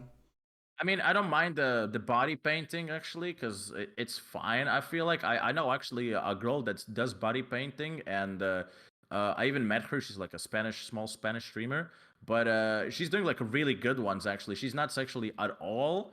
That's not her goal. She plays like some kind of Pokemon games sometimes, and sometimes streams and does stuff like that. I don't really follow her because she speaks Spanish. Obviously, I don't speak Spanish, so I don't watch. But I just know the girl, and yeah, she's a cool chick, you know, and it's fine. And she does sometimes this body paint, and she does like cosplays and stuff like that. And it's fine as long as you follow the rules and stuff like that. So it's fine, and she does them really well. So I really don't mind like to do that at all. I don't think it's like sexual, in my opinion, I guess. But at the same time, I feel like if you're just like sitting on the pool, like in a pool in the living room or something, and like a small bit of water, then it's like, Yeah, yeah, it's there. That's just not the right setting. Like, I understand that. Sure, you can't like wear like fully clothed at like the beach and you're like going into the water. Like that makes sense, right? But having like 1 centimeter of water in like a kiddie-sized pool, like that's not the right setting. Like, what are you doing in a yeah. fucking kiddie pool, man? Like, I remember that. I remember in the. I remember that in like comment section again in live stream files, people like saying that also, that for example, like if you are so dedicated to this like hot tub meta or something, and you have like an actual hot tub or something, and it's fine if you go to the beach and you do those beach sitting streams or something, fine, you know, it's like, okay, I support the grind, you know, so to say, that you're actually leaving the house and you're actually going somewhere and setting it all up and stuff like that, you know, then it's fine, you know, because you know you're on the beach, of course it's plus 30 degrees, no one wants to like sit in the full clothing, you know, of course you're gonna go with like a t-shirt or like whatever or something, you know, and just swimsuit or whatever. But if it's like in the living room, and a lot of people actually are kind of afraid that the also what kind of damage it can do to the skin a little bit, being in the water for such a long time. Although they have barely any water, but I still don't see them. I don't see any water. That's my issue. I don't see it. It's just not evaporate. there. Maybe I have to It's sub or something evaporate. to see it because I don't see it, man. It's just not there. Yeah, I mean that's also number one. Number two is that even if there is a little bit of water, then a lot of people who live in those apartments, I don't know if it's their own. Okay, big streamers probably it's their own house or something, right? So like, okay, you do you can do whatever. But some streamers are like maybe living in like in a renting apartment, right? And it's like it also I don't know actually the terms in English, I guess, but it's like you cannot like obviously you cannot have like a wet room for a long time because it does like damage to the Yeah, walls. it will damage. Yeah. Yeah. So definitely, it's just like causing damage to like the building and like the walls and stuff. And it's again, so it's another like issue and stuff. But streamers don't really think about it because they're doing hot tub streams. So it's like I don't know. Like I never really watched it. I never really cared. But then again, if they for example they made like a new section like you said, I think you can ignore the whole section. I think it was said where you can just like click not interested and the whole section is going to be like gone for you or something and you will not see any of the streams. If that's the case, then that would be like a good thing because then everyone now is going to be forced from just chatting section to go onto the pool one. But then again, mm, I feel like if they're sitting in the just chatting section, because just chatting section obviously attracts a lot more people. Because just chatting is like everything, like you said, it come from full streams to simply actually just chatting, right? But you can see like dancing streams there. You can see like drawing streams or something. People playing League of Legends in a just chatting section stuff. So you could find everything there, but basically, yeah. Now they have their own section. Now everyone who's gonna go there, they're just gonna they're actually gonna know where they're going. They're gonna go and watch the hot tub streams Yeah, for the I fun. like that it's divided now. But Yeah, the issue was like when they first came out with the like I'm not interested thing is the fact that Twitch would like have them at like front page, and when they're front page, you couldn't be like I'm not interested in this. So you're just forced to like okay, I guess I'm here. Like yeah. this is apparently allowed, and I cannot do anything against this. Like Like you just go like in incognito, open Twitch, and like the Twitch first, like those couple of the streamers that show up like on this like yeah, the it's not even suggested ones. suggested. Yeah, it's not even like the suggested ones. It's like the top streamers that Twitch has, and it's like Amaranth sitting in a pool with a big pickle Rick, with a bunch of names writing. It's like I don't know, man. I don't know. So it's like, yeah, you're kind of forced to even watch it. Of course, yeah, if you're logged into your account and you click not interested or something, sure. But at the same time, I don't know. Like for example, I don't like I don't watch them, so I don't support them. I don't go there. I feel like it's really boring to see people sitting in a hot tub and talk or something. I don't know. It's boring. It's not my style. But there are people who are like I guess like it. So everyone has their own thing. But I guess you do you. But like at the same time, the ones that are watching also kind of supporting it, and then Twitch also covering it because obviously it's just all about money and stuff. So obviously Yeah, they don't want to do anything. That's why, for example, like let's say if XQC, for example, like the biggest streamer here, right, and if he does something bad, then he can sometimes just get away with it because just has the viewership and stuff, right?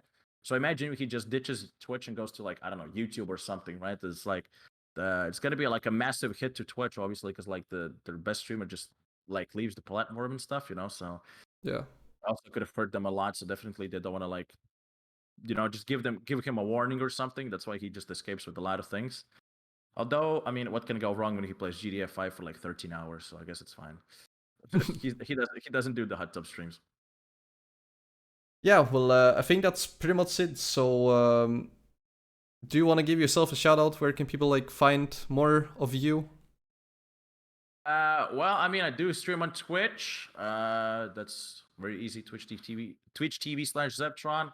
Playing League, playing support, winning and losing. Basically, that's it. Sometimes you can see Kami there as well, but Well, not anymore, cause not anymore. Sadly, not anymore.